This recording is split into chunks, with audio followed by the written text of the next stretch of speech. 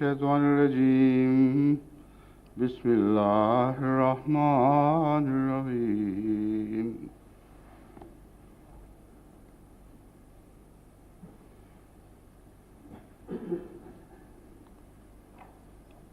الذين سے شروع کرنا ہے.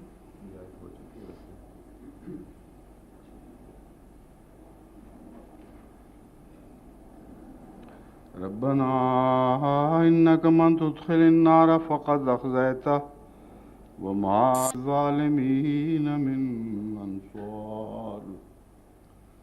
ربنا إننا سمعنا مناديا ينادي للإيمان أن آمنوا بربكم فآمنا. ربنا فاغفر لنا ذنوبنا وكفر عنا سيئاتنا وتوفنا مع الأبرار. ربنا وآتنا ما وعدتنا على رسلك ولا تخزنا يوم القيامة إنك لا تخلف الميعاد.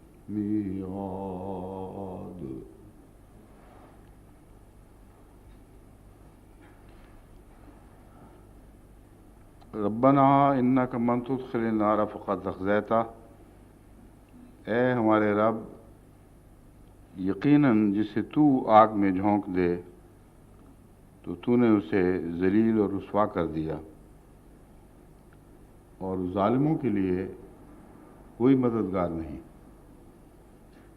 اے ہمارے رب، یقیناً ہم نے ایک بلانے والے کو، ایک پکارنے والے کو سنا جو ایمان کی طرف بلا رہا تھا، یہ کہتے ہوئے ان آمنوا بربکم کہ اپنے رب پر ایمان لے آؤ. فآمنا، بس ہم ایمان لے آئے. ربنا فاغفر لنا ذنوبنا، بس اے ہمارے رب ہمارے گناہ بخش دے. فاغفر لنا لفظ ہے ہمارے لیے ہمارے گناہ بخش دے. وکفر عنا سیئاتنا، اور ہم سے ہماری برائیاں دور فرما دے.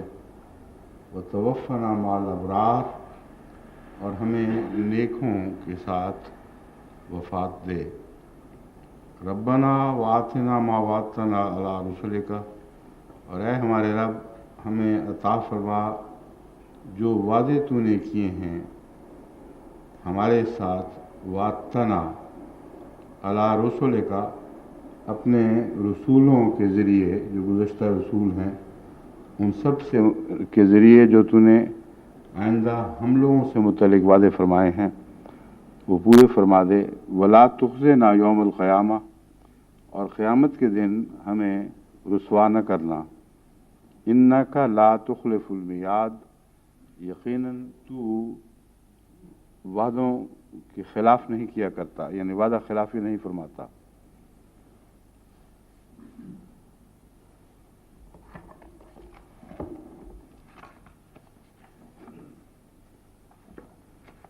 اس سے پہلے نار کا ذکر گزر چکا ہے، عذاب النار کا. اس میں خزیہ کا کوئی ذکر نہیں. ما خلقت ھذا باطلا سبحانک فقنا عذاب النار، کہ اے خدا یہ کائنات تو نے بیکار پیدا نہیں کی، بے مقصد پیدا نہیں کی، بس ہمیں ایسا نہ بنانا کہ ہم اس کے مقاصد سے بے خبر رہ کر آگ کا ایندھن بن جائیں اور ہمارے وجود کا کوئی جواز باقی نہ رہے.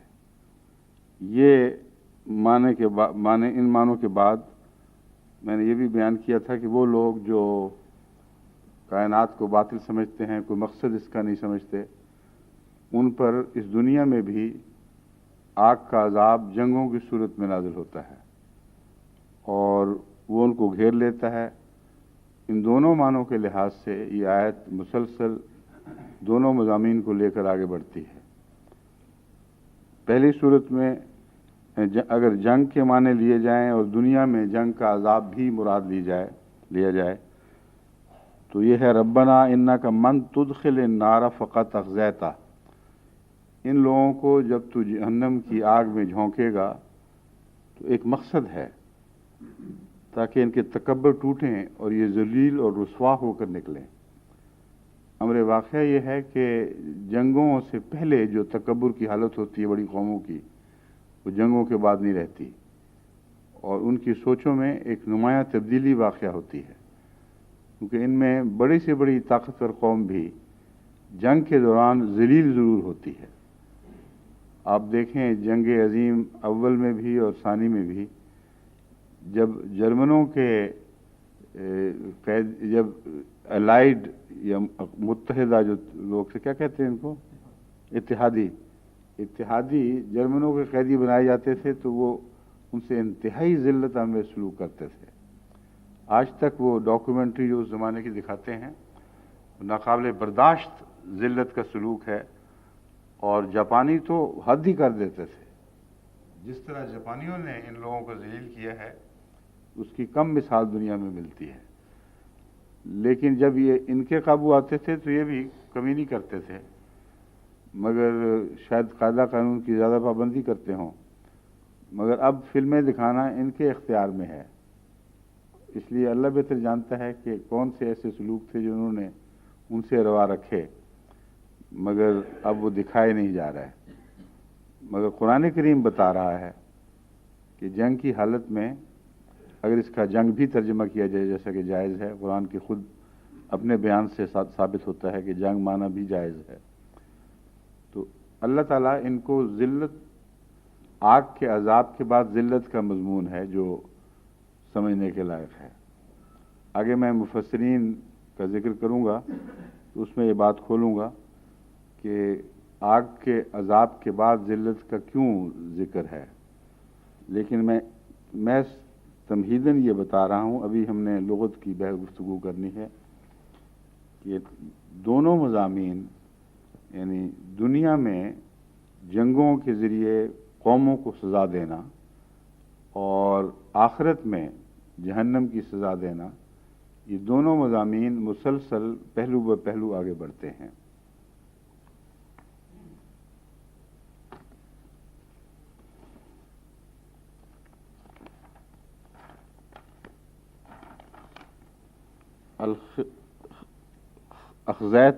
اخزیتہ کے نیچے لکھا ہے خزی الرجل، رسوا ہو گیا، بس خزیہ سے باب افعال ہے اخزا، تو مراد یہ ہے کہ رسوا ہو گیا نہیں بلکہ رسوا کر دیا۔ کہتے ہیں خواہ وہ رسوائی انسان کو اپنی ذات سے پہنچے یا غیر کی طرف سے پہنچے، دونوں صورتوں میں لفظ خزیہ کا اطلاق ہوگا۔ اخذا یہ خزیون اور خزایتن سے باب افعال ہے۔ مفردات راغب صفحہ 270 پر اس کی یہ بحث اٹھائی گئی ہے۔ اخذیتا خزیہ یخزا خزین و خزین، ذل و ہان و قیلا وفی بلیتن، ذلیل ہوا، رسوا ہوا یا مصیبت میں گرفتار ہوا۔ خزیہ منہ و خزیہ خزایتم و خزن، استحیا منہ و استحیا ہو، ایک معنی اس کے شرم اور حیا کے بھی ہیں، تو مراد یہ ہے کہ ایسا رسوائی والا عذاب جس سے انسان سخت شرمندگی محسوس کرے اور منہ چھپاتا پھرے، یہ معنی ایسے عذاب، یعنی یہ معنی اس عذاب کے مضمون میں داخل ہیں۔ پھر ہے الخزی الہوان والعقاب والبعد والندامت واصل الخزی یستحیا منہ، رسوائی، سزا، دوری، ندامت۔ خزیون سے مراد وہ چیز ہے جس سے شرمندگی لازم ہو۔ اخذ اللہ فلانا ففضحہ، اس نے اس کو رسوا کیا، اقرب الموارد۔ انک من تدخل النار فقد اخزیت عام دخلہ الخصوص فی مواضع منہا۔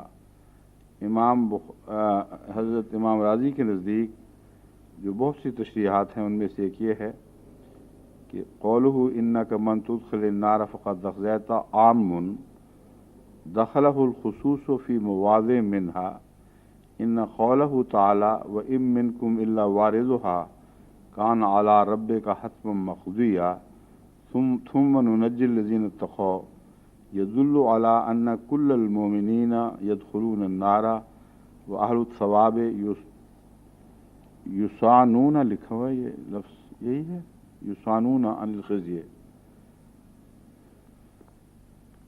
कुछ और है लफ्ज़ है? इसका मतलब होता है बचना ख़िज़्य से।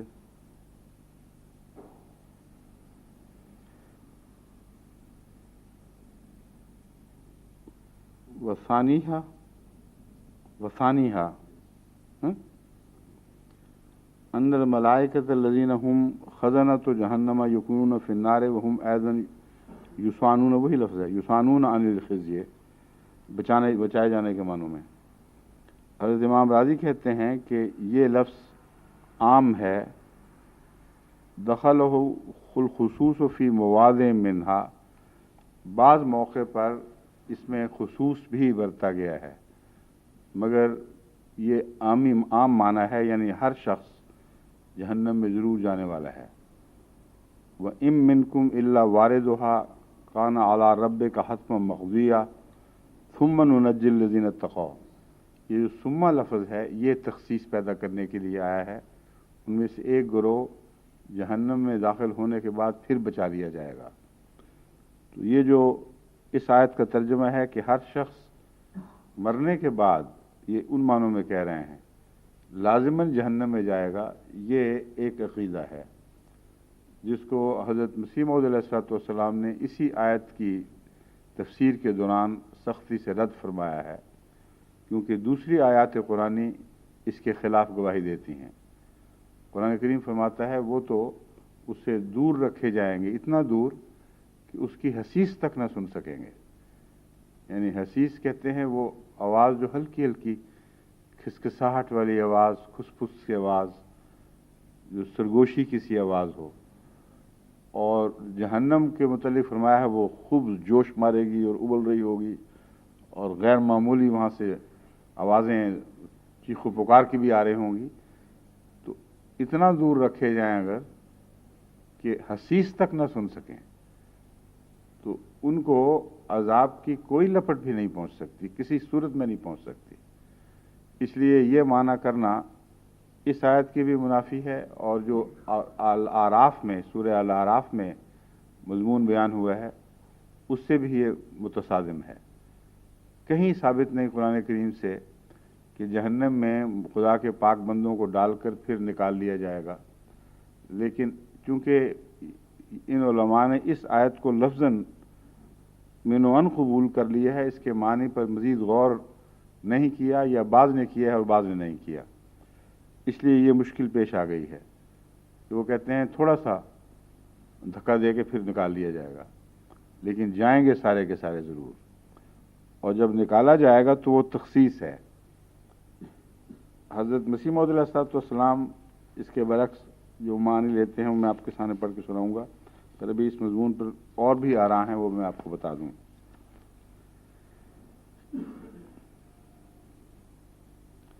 वही बात जो है, इसका तर्जुमा भी नीचे लिखा हुआ है। इस आयत में आम मफ़हूम है, जबकि बाज़ जगह इसमें ख़ास मफ़हूम दाखिल किया गया है।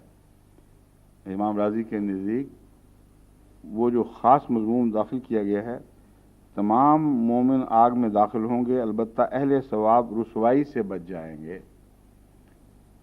तो कहते हैं अज़ाब दो किस्म का है, एक आग का अज़ाब जो जलाने वाला, और एक है रुसवाई जो इसके बाद जिक्र आया है, फ़क़द अख़ज़ैता, जिसको तुमने आग का अज़ाब दिया उसको रुसवा भी कर दिया। तो ये जो तफसीली बहस उन्होंने उठाई है बड़ी दिलचस्प है।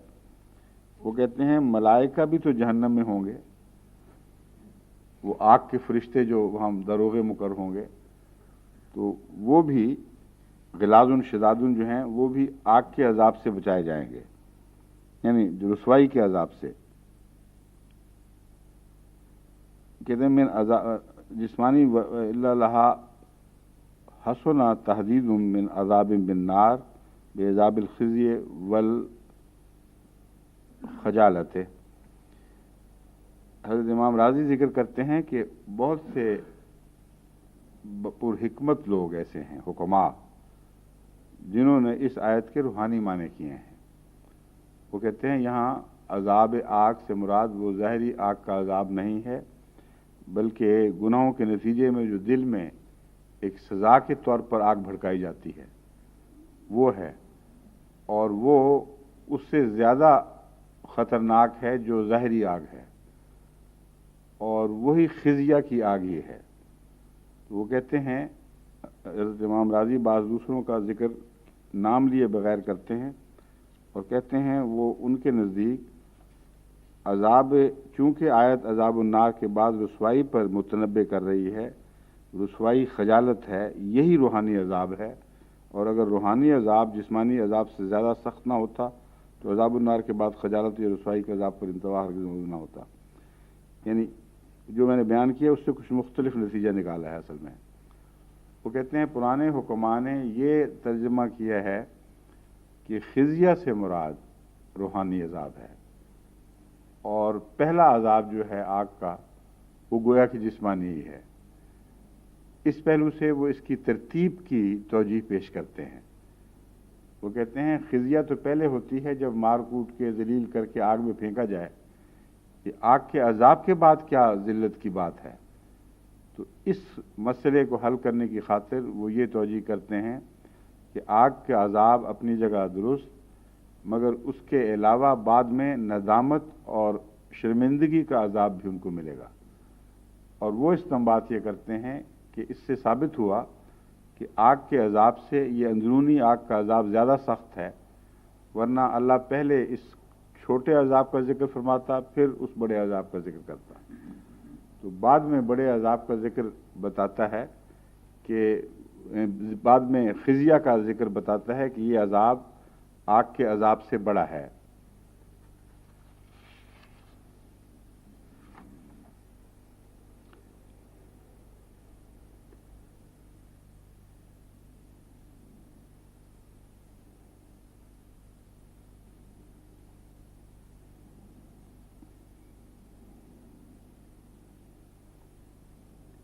ये है तफसीर तबरी। तिबरी कहते हैं बाज़ लोग, बाज़ तबरी, मैं तो तबरी पढ़ा करता हूँ। क्यों जी, तबरी है ना। क़ाल बाज़ुहुम माना ज़ालिका रब्बना इन्नका मन तुदखिलिन नार मिन इबादिका फतुख़ल्लिदहु फ़ीहा फ़क़द अख़ज़ैता। क़ाल वला युख़ज़ा मुमिनुन मसीरुहु इलल जन्नति व इन उज़्ज़िब बिन्नारि बादुल अज़ाब। अन अनसिन फ़ी क़ौलिही रब्बना इन्नका मन तुदखिलिन नार फ़क़द अख़ज़ैता क़ाल मन तख़ल्लदा। तो कहते हैं बाज़ के नज़दीक रब्बना इन्नका मन तुदखिलिन नार से मुराद वो बंदे हैं जो इसमें हमेशा रहेंगे, यानी वो गुनाहगार जो हमेशा रहेंगे। ये तफरीक है उन मोमिनों से जो मोमिन होने के बावजूद, पाकबाज होने के बावजूद, बख्शे जाने के बावजूद कुछ देर के लिए आग में जाएंगे।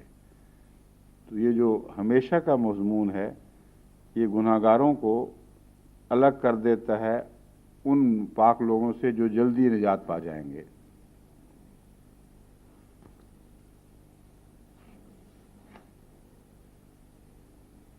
हज़रत अनस से रवायत है कि रसूल सल्लल्लाहु अलैहि वसल्लम ने फरमाया मन तदखुलन नारा से मुराद ऐसे लोग हैं जो दायमी तौर पर जहन्नम में हैं। ये तो दुरुस्त है, यानी लंबा अरसा जहन्नम की सज़ा है, मगर इससे ये इस्तेमाल करना कि रसूल सल्लल्लाहु अलैहि वसल्लम के नज़दीक कुछ लोग थोड़ी देर के लिए जाएंगे, बिल्कुल गलत है, बल्कि उलट मज़मून है। यहाँ सिर्फ उन लोगों का जिक्र है जो हमेशा जहन्नम में रहेंगे या लंबे अरसे तक रहेंगे। ये अगर मतलब हो तो खुद ब खुद मोमिनीन के दाखिल होने का एहतमाल ही ख़त्म हो जाता है। साथ ही हज़रत मसीह मौऊद अलैहिस्सलाम इस आयत की तशरीह में फरमाते हैं, इस आयत में एक लंबा मजमून चला आ रहा है, उसमें से आयना कमालत इस्लाम में से मैंने इतना हिस्सा चुना है। इस आयत में बयान फरमाया कि मुत्तकी भी उस नार की मस से खाली नहीं है, मुत्तकी भी اس نار کی مس سے خالی نہیں ہیں۔ اس بیان سے مراد یہ ہے کہ متقی اس دنیا میں جو دارالابتلاء ہے، انواع اقسام کے پیرایا میں بڑی مردانگی سے اس نار میں اپنے تئیں ڈالتے ہیں، یعنی خدا کی خاطر خود اس دنیا میں ہر قسم کی جہنم قبول کرتے ہیں، یا ہر قسم کی جہنم کی آگ ان کے خلاف بھڑکائی جاتی ہے، اور صبر اور رضا کے ساتھ وہ اس آگ سے سلامت نکل جاتے ہیں۔ یہ وہ مراد ہے کہ ام منکم الا واردھا، کہ تم میں سے لازماً ہر شخص اس میں وارد ہونے والا ہے۔ وہ ستائے جاتے ہیں اور دکھ دیے جاتے ہیں، اور اس قدر بڑے بڑے زلزلے ان پر آتے ہیں کہ ان کے ماں سوا کوئی ان زلازل کی برداشت نہیں کر سکتا۔ اور حدیث صحیح میں ہے کہ تب بھی جو مومن کو آتا ہے وہ بھی نار جہنم ہے۔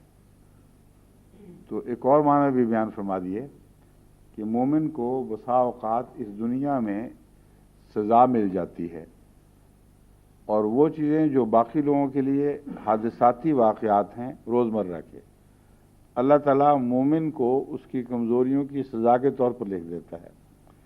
تو ایک مغفرت کا ایک بہت ہی خوبصورت انداز ہے جو رسول اللہ صلی اللہ علیہ وسلم نے بیان فرمایا، اور مسیح موعود علیہ السلام نے اس کو سمجھا، ورنہ ہماری نظر نہ پہنچتی اس بات کی طرف۔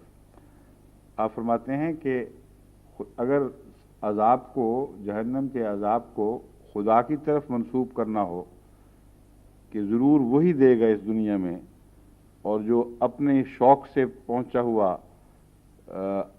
عذاب نار، یعنی خود خدا کی خاطر جہنم میں جھونکنا انسان کا، یا غیروں کی طرف سے وارد کردہ آگ، وہ مراد نہ بھی سمجھو، تو حدیث اس مضمون پر روشنی ڈال رہی ہے کہ مومن کو جو روزمرہ کی تکالیف پہنچتی ہیں، اللہ تعالیٰ ان کو سزا کے حق میں لکھ لیتا ہے۔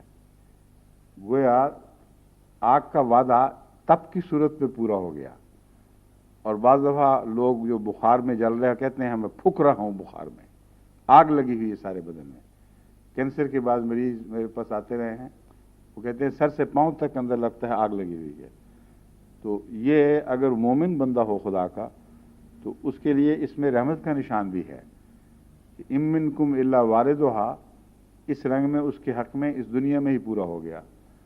مگر جو غیر مومن اور کافر ہے اس کے لیے اللہ تعالیٰ فرماتا ہے کہ اس دنیا میں بھی عذاب ہے اور اس دنیا میں بھی عذاب ہے۔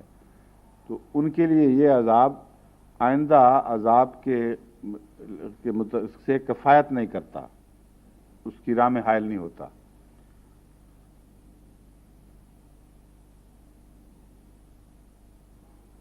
پھر فرمایا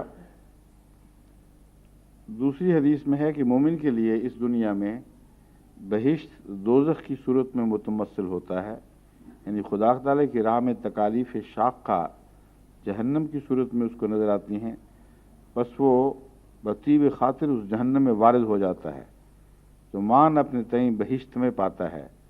اسی طرح اور بھی احادیث نبویہ بکثرت موجود ہیں جن کا ماحصل یہ ہے کہ مومن اسی دنیا میں نار جہنم کا حصہ لے لیتا ہے، اور کافر جہنم میں بجبر و اکراہ گرایا جاتا ہے، لیکن مومن خدا تعالیٰ کے لیے آپ آگ میں گرتا ہے۔ اس کا ایک اور پہلو یہ بیان فرمایا کہ مومن گرتا تو ہے آگ میں، لیکن فوراً بچایا جانے کا مفہوم بھی اس پر صادق آتا ہے۔ دیکھنے والے بعض دفعہ یہ سمجھتے ہیں کہ سخت عذاب میں مبتلا ہے، لیکن اس کو اللہ تعالیٰ ایسی سکینت عطا کرتا ہے اور ایسی طمانینت بخشتا ہے کہ وہ اس حالت میں لطف اٹھا رہا ہوتا ہے۔ جو حضرت ابراہیم علیہ السلام کے متعلق فرمایا یا نارو کونی بردم و سلامن علی ابراہیم، اس میں یہ نہیں ملتا کہ آگ میں ہم نے پڑنے ہی نہیں دیا، یہ خاص توجہ کے لائق بات ہے۔ وہ ہم نے کہا یا نارو کونی بردم و سلامن علی ابراہیم، اے آگ تو ٹھنڈی ہو جا۔ دو معنی ہیں اس کے، ایک تو عام معنی یہ ہے کہ دشمنوں نے آگ بھڑکائی مگر اس آگ سے فائدہ نہ اٹھا سکے، پیشتر اس کے کہ وہ ابراہیم کو جلا سکتی، وہ مخالفت کی آگ ٹھنڈی ہو گئی، ایک یہ معنی بھی ہے۔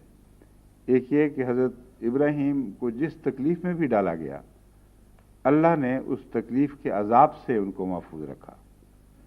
और हर बार ये हुक्म हुआ, या नारो कूनी बरदम व सलामन अला इब्राहिम, कि ए आग मेरे बंदे इब्राहिम पर तू ठंडी पड़ जा। तो दुनिया में ही वो अजाब आते हैं जो मोमिन को अगर हादसाती सूरत में भी मिलें, अपनी मर्जी से तो कोई तप नहीं चढ़ाता, तो अल्लाह की मग़फ़िरत उसे उसकी गफलतों और कमज़ोरियों के नतीजे में सज़ा के खाने में लिख कर वो हिसाब इस दुनिया ही में चुका देती है।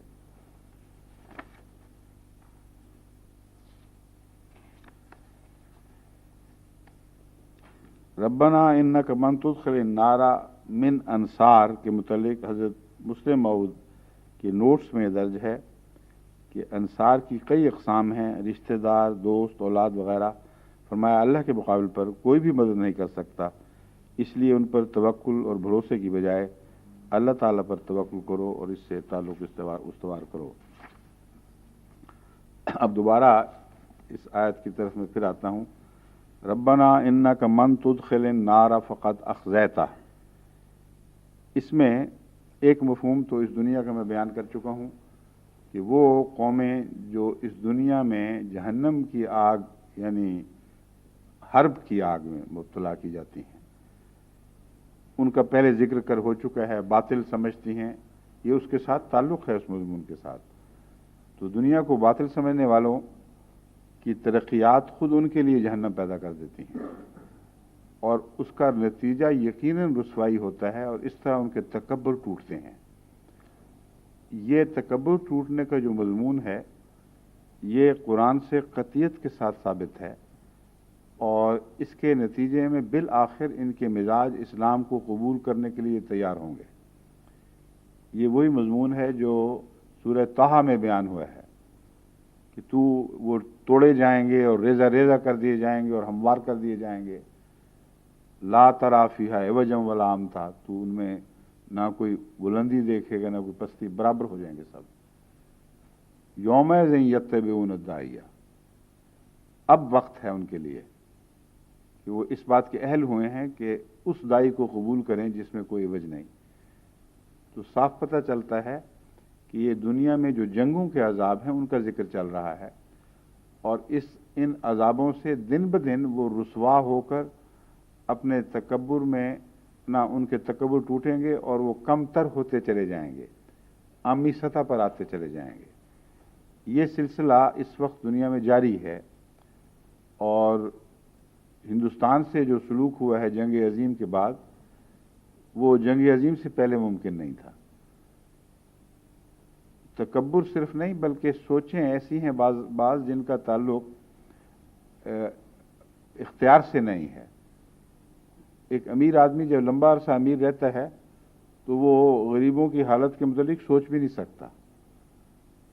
बाद लोग जो लंबा अरसा बादशाहतें करते हैं उनमें नेक दिल भी हों तो उनको तसव्वुर नहीं कि महकूमी क्या चीज़ है, लेकिन जब उनके कौम के एक हिस्से को जंग के दौरान महकूमी के मज़े मिलते हैं और वो मालूम करते हैं कि आज़ादी क्या चीज़ है, तो फिर उन गरीब कौमों का भी उनको ख्याल आता है जो लंबे अरसे आज़ादी से महरूम गई। तो इसके नतीजे में उनके लिए अल्लाह ताला निजात के सामान पैदा फरमाता है। तो ये जो खिज़युन है ये बेमकसद भी नहीं है। मैं इस तरफ तवज्जो दिलाना चाहता हूँ। अजीब मजमून है इस आयत का। बातिल का जब मजमून चल रहा है तो अल्लाह ताला भी तो बातिल से बाला है और पाक है। उसी का तो इरशाद है कि याद रखना मेरा कोई फेल भी बातिल नहीं है। इस कायनात का मुतालिया भी जितना करोगे तुम्हें बातिल दिखाई नहीं देगा। तो इस आयत पर गौर से पता चलता है कि अल्लाह ताला जो सजाएं बता रहा है वो भी बातिल से खाली हैं और बातिल कहते हैं बेमकसद होने को असल में। तो जितनी भी खिज़ी की सजाएं आग के अजाब के बाद मिलती हैं वो एक मकसद पूरा करती हैं और इस दुनिया में वो मकसद रफ्ता रफ्ता हालात को तब्दील करना है और बुलंद कौमों को जो अपने आप को आइवरी टावर्स पे चढ़ाए बैठी हों उनको उनकी इस्लाह, उनके जाविया निगाह की इस्लाह मुराद है اور وہ خزی سے ہو سکتی ہے، اس وقت بغیر ممکن نہیں۔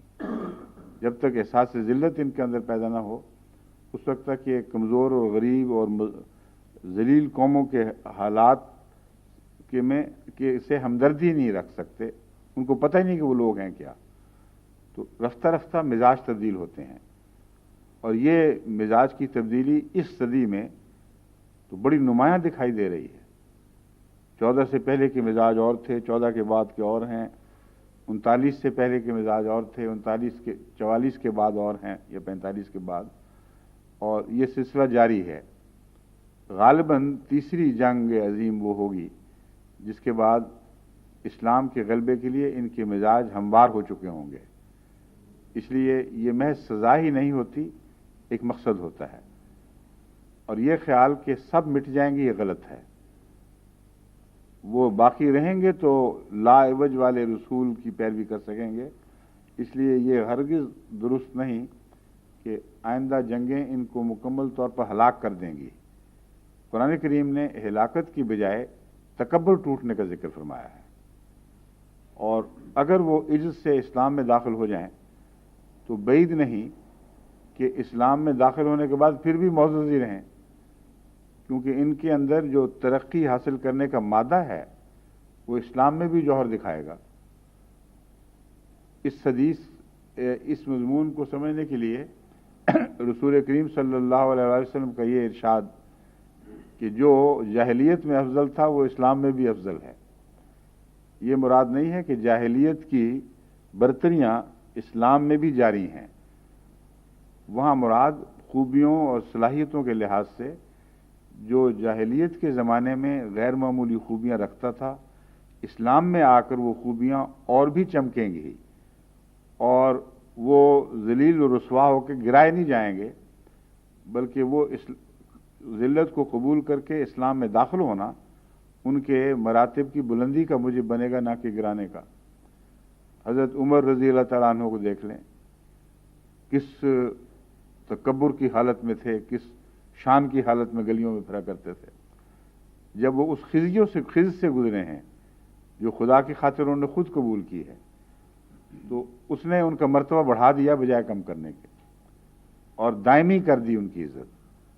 یہی حال اول صحابہ حضرت ابو بکر صدیق رضی اللہ تعالیٰ عنہ کا ہے، اور دوسرے صحابہ حضرت علی رضی اللہ تعالیٰ عنہ، حضرت عثمان اور دیگر بہت سے، جنہوں نے اسلام کی خاطر ذلت قبول کر لی، اور وہ ذلت بے مقصد نہیں تھی، ان کے مراتب کو بڑھا گئی۔ تو ایسے لوگ جو یہاں اچھے ہوں اس دنیا میں، یعنی ان میں صلاحیتیں ایسی ہوں کہ وہ چمک سکیں، اگر وہ اسلام قبول کر لیں تو ان کے درجے گریں گے نہیں، ان کے لیے خوشخبری ہے۔ ان کی وہ سعادتیں برقرار رکھی جائیں گی، مگر اچھے رنگ میں۔ یہ جو مضمون ہے، جو قومیں ہیں غریب اور تیسرے درجے کی آج کل کہلاتی ہیں، ان کے لیے اس میں افسوس کا مقام نہیں ہے۔ ان کے لیے یہ پیغام ہے کہ تم بھی وہ خوبیاں تو ضرور حاصل کرو جو ان لوگوں میں ہیں، ورنہ اسلام کے بعد یہ پھر بھی اوپر ہی رہیں گے۔ تو خدا تعالیٰ انصاف کا سلوک فرماتا ہے، جو قانون اس نے جاری فرمائے ہیں وہ ضرور اپنا عمل دکھاتے ہیں۔ تو تمہیں ایک غلبہ ہے ان پر، ایک نوعیت کی فضیلت حاصل ہے کہ دینی لحاظ سے تم ان سے بہتر ہو، لیکن جب یہ اسلام قبول کر لیں گے تو اس وقت تک تم اگر دنیاوی حالت میں ان کی خوبیوں کو اپنانا چکے ہوگے تو ان کو پھر فضیلت نصیب ہو جائے گی۔ تو کوئی ذلت بھی جو اس دنیا میں پہنچتی ہے وہ بے مقصد نہیں ہے اور باطل نہیں ہے۔ دوسرا پہلو ہے قیامت کے دن عذاب کے بعد اخذیتہ کا ذکر۔ اگر ہم قیامت کے مضمون میں جائیں تو من تدخل النار فقط اخذیتہ ومال، ہاں ایک اور پہلو، ومال الظالمین من انصار۔ جتنی بھی جنگیں ہیں ان میں کم و بیش سارے ہی فریق ظالم ہوتے ہیں، لیکن اس کے باوجود اللہ تعالیٰ باریک تفریق فرماتا ہے۔ کچھ ایسے ہیں جو ان جنگوں کے اول ذمہ دار ہوتے ہیں، اور حقیقت میں ان جنگوں کا آغاز ان کے ظالمانہ سوچ کے نتیجے میں یا ظالمانہ اعمال کے نتیجے میں ہوتا ہے۔ ایسے لوگوں کو مدد نہیں دی جاتی. مقابل پر اگر مجرم بھی ہوں اور عام حالات میں پاک صالح لوگ نہ بھی ہوں تو بعض جگہ نسبتی فیصلے چلتے ہیں. تکڑی کا تول یہ تو نہیں دیکھتا کہ اس طرف کیا ہے یا اس طرف کیا ہے، وزن دیکھتا ہے صرف، اور وزن کے اعتبار سے فیصلے کرتا ہے. تو توازن جب پیدا ہو، آپس میں مقابلہ ہو، تو نسبتاً جو وزن رکھتا ہے وہ نیچے جھکے گا، جو نسبتاً ہلکا ہے وہ اوپر جائے گا. تو یہاں ظالمین کا لفظ الظالمین یعنی دنیا کے اطلاق میں یہ ہے وہ ظالم لوگ خاص جو دوسروں کے مقابل پر زیادہ ظالم ہوں گے. ان کے لیے کوئی مددگار نہیں آئے گا، یعنی آخر وہ شکست کھائیں گے. تو رسوائی دونوں کے لیے ہے، لیکن ایک کے لیے شکست بھی مقدر ہے اور ایک کے لیے عذاب اور رسوائی تک ہی معاملہ ٹھہرے گا، لیکن وہ رسوائیاں ان کے لیے بھلائی کا موجب بنیں گی. قیامت کے حساب سے یہ معنی بنے گا انک من تدخل النار فقط اخزیتہ، اے خدا جس کو تو نے آگ کے عذاب میں ڈالا ہے. فقط اخزیتہ میں قد کا لفظ بتاتا ہے کہ یہ بعد کا فیصلہ نہیں بلکہ پہلے کا فیصلہ ہے، کیونکہ عربی محاورہ ہے کہ جب لفظ قد ماضی کے پہلے آتا ہے تو ہو چکنے کے معنی میں آتا ہے. تو مراد یہ ہے کہ تو انہیں ذلیل کر چکا ہے. اس لیے یہ اس خیال کا میں مؤید نہیں ہوں کہ عذاب کے بعد پھر ذلت کا ذکر ہے، بلکہ عذاب کی کیفیت کا بیان ہے کہ عذاب ہے کیا. یعنی ان کو ذلیل و رسوا کرنا ہی وہ نار جہنم ہے جس میں وہ مبتلا کیے جائیں گے. بس وہ گروہ جو روحانی معنی لیتا ہے، ایک ایسے گروہ کا ذکر بھی میں نے کیا تھا، کچھ تھوڑا سا اختلاف ہے ان کے بیان میں، لیکن آگ کے عذاب کو بھی روحانی کہنے والے یقیناً پرانے علماء میں موجود تھے. اور اگر وہاں جسم نہیں ہے ہمارے تو عذاب جسمانی ہو ہی نہیں سکتا. اس لیے مجبوری ہے کہ اس عذاب کو روحانی مانا جائے، اور روحانیت کا عذاب بعض دفعہ متمثل ہوتا ہے، یعنی وہ ایسی شکل اختیار کرتا ہے جو ہمارے جسمانی تجربوں کے قریب تر ہو جاتی ہے. اس روحانی عذاب کے ہوتے ہوئے اس کا جسمانی تمثل اسی صورت میں ممکن ہے جس صورت میں حضرت مسیح موعود علیہ السلام نے روح کے دوبارہ جی اٹھنے کے مضمون پر ایک عجیب لطیف روشنی ڈالی ہے، جو اس معاملے میں ایک ہی ہے، اور ساری اسلامی تاریخ میں علماء کے گفتگو میں، ان کے تبصروں میں، ان کی تفاسیر میں کہیں یہ بات نہیں ملتی کہ روح میں سے جب انسان مرتا ہے تو ایک اور روح پیدا کی جاتی ہے، اور جو پہلی روح ہے جو بدن کے مقابلے پر لطیف تھی. جس طرح میں نے ظالموں کا مقابلہ کیا تو بعض ظالموں کے مقابلے پر بعض جو زیادہ ظالم ہیں وہ سزا کے مستحق ٹھہریں گے، جنہوں نے ظلم میں اول راہ اختیار کی ہے. اس طرح روح کا بھی ایک نسبتی معاملہ ہے. وہ روح جو ہمارے بدن کے مقابل پر لطیف ہونے کی وجہ سے روح کہلاتی ہے، اس کے تعلق میں ہم اس کے ہر تجربے کو روحانی کہتے ہیں. یہ درست ہے کہ روحانی عذاب ہوگا، یعنی وہ روح عذاب پائے گی، مگر حضرت مسیح موعود علیہ السلام فرماتے ہیں کہ وہ روح ایک اور روح کا بدن بنائی جائے گی جو لمبے ارتقائی دور سے گزرتے ہوئے ایک نئی تخلیق میں داخل ہوگی. اور قیامت تک جو لمبا انتظار ہے وہ یہی اسی حکمت کے پیش نظر ہے کہ وہ لطیف سے لطیف تر تخلیق جو ایک روح سے پیدا ہو رہی ہے، ایک روح بن رہی ہے، وہ اپنے تمام مدارج سے مکمل طور پر گزر جائے، پھر وہ اس قابل ہوگی کہ اس کو اٹھایا جائے پھر. اور یہ روح بدن کا کام دے گی، مگر ایسا بدن نہیں جیسا ہمارا بدن ہے. وہ کچھ ایسا بدن ہے جس کے متعلق قرآن کریم فرماتا ہے کہ تم اس کو سمجھ نہیں سکتے، تم تصور بھی نہیں کر سکتے کہ ہم کس شکل میں تمہیں اٹھائیں گے. مگر نسبتی جائزے کے لحاظ سے حضرت مسیح موعود علیہ السلام کو اللہ تعالیٰ نے یہ روشنی عطا فرمائی کہ یہ روح جو ہے یہ ہوگی تو روح ہی، مگر اس کے مقابل پر بدن کی طرح ہوگی. اور ہمارے بدن کے مقابل پر جو روح ہے وہ بدنی حیثیت رکھتی نہیں ہے، اس لیے وہ بدن اور معنوں میں ہے کچھ، لیکن نسبتی لحاظ سے اس کا عذاب گویا بدنی عذاب بن جائے گا، اور جو عذاب ہے وہ متمثل ہو کر اس کے لیے ایسا ہی ہے جیسے اس بدن کو آگ معلوم ہوتی ہے، اس طرح اس کو اپنا عذاب آگ دکھائی دے گا، اور وہ روح تکلیف اٹھائے گی جو اس بدن سے پیدا ہوئی ہے۔ تو یہ مضمون ہے قد اخزیتا میں، کہ پہلے ہی اللہ تعالیٰ ذلیل کر چکا ہے، رسوا کر چکا ہے۔ مراد یہ ہے کہ اے خدا، جسے تو آگ میں ڈالے تو اس کے حق میں رسوائی کا فیصلہ کر چکا ہے، اور جسے تو رسوا کرے پھر اس سے کوئی بچ نہیں سکتا۔ اور دوسرا معنی یہ ہے کہ وہ آگ جو ہے وہ در حقیقت رسوائی اور ذلت کی آگ ہے جو بھڑکائی جائے گی اور انتہائی خوفناک عذاب کی صورت میں ان پر ظاہر ہوگی۔ وما للظالمین من انصار، اس صورت میں بھی جو ظالم ہیں ان کے لیے کوئی مددگار نہیں ہو سکتا۔ حضرت مسیح موعود علیہ الصلوۃ والسلام نے ظالمین کی گفتگو جو چھیڑی ہے وہ اس آیت کے تعلق میں بھی ہے، مگر وہ مضمون سے ذرا ایک طرف لے جائے گی۔ وہ ہے ظالم، الظالم سے مراد وہ ظالم ہیں جو بدیوں میں ظالم ہیں، اور الف لام یہاں تخصیص کا فائدہ دے کر اس گروہ کو الگ کر رہا ہے۔ کچھ ظالمین ایسے ہیں جو نیکیوں میں ظلم کرنے والے ہیں، یعنی اپنی جان پر ظلم کرنے والے ہیں۔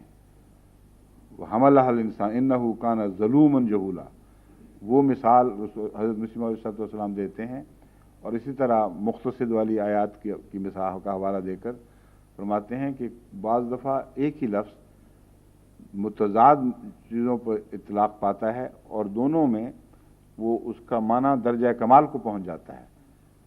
تو ظالم وہ جو بدیوں میں بھی حد سے زیادہ اپنے خلاف، اپنے مقصد کے خلاف کام کرنے والا ہو، اور ظلم کرنے والا ہو دوسروں پر، لیکن دراصل اپنی جان پہ ظلم کر رہا ہو، ایک یہ ظالم ہے۔ ایک یہ ہے کہ جو اپنی جان پر خود ایسا ظلم کرتا ہے کہ جس کے نتیجے میں اللہ تعالیٰ اس پر رحم فرماتا ہے، اور اس کا ہر ظلم رحمت پر منتج ہوتا ہے، اور وہ الظالمین نیک لوگ ہیں، اور ان کو ان کی نیکی کے کمال کے طور پر ظالم کہا گیا ہے۔ بس وہ لوگ جو خود آگ میں اپنے آپ کو جھونکتے ہیں بڑے ظالم ہیں، یعنی گویا کہ خودکشی کر لیتے ہیں، مگر خدا کی خاطر یہ ظلم کرنے والے ہیں، اس لیے اللہ اس کا بد نتیجہ ظاہر نہیں ہونے دیتا، اور اس آگ کو بھی ٹھنڈا فرما دیتا ہے، اور اس کی دائمی جزا ان کو عطا کرتا ہے۔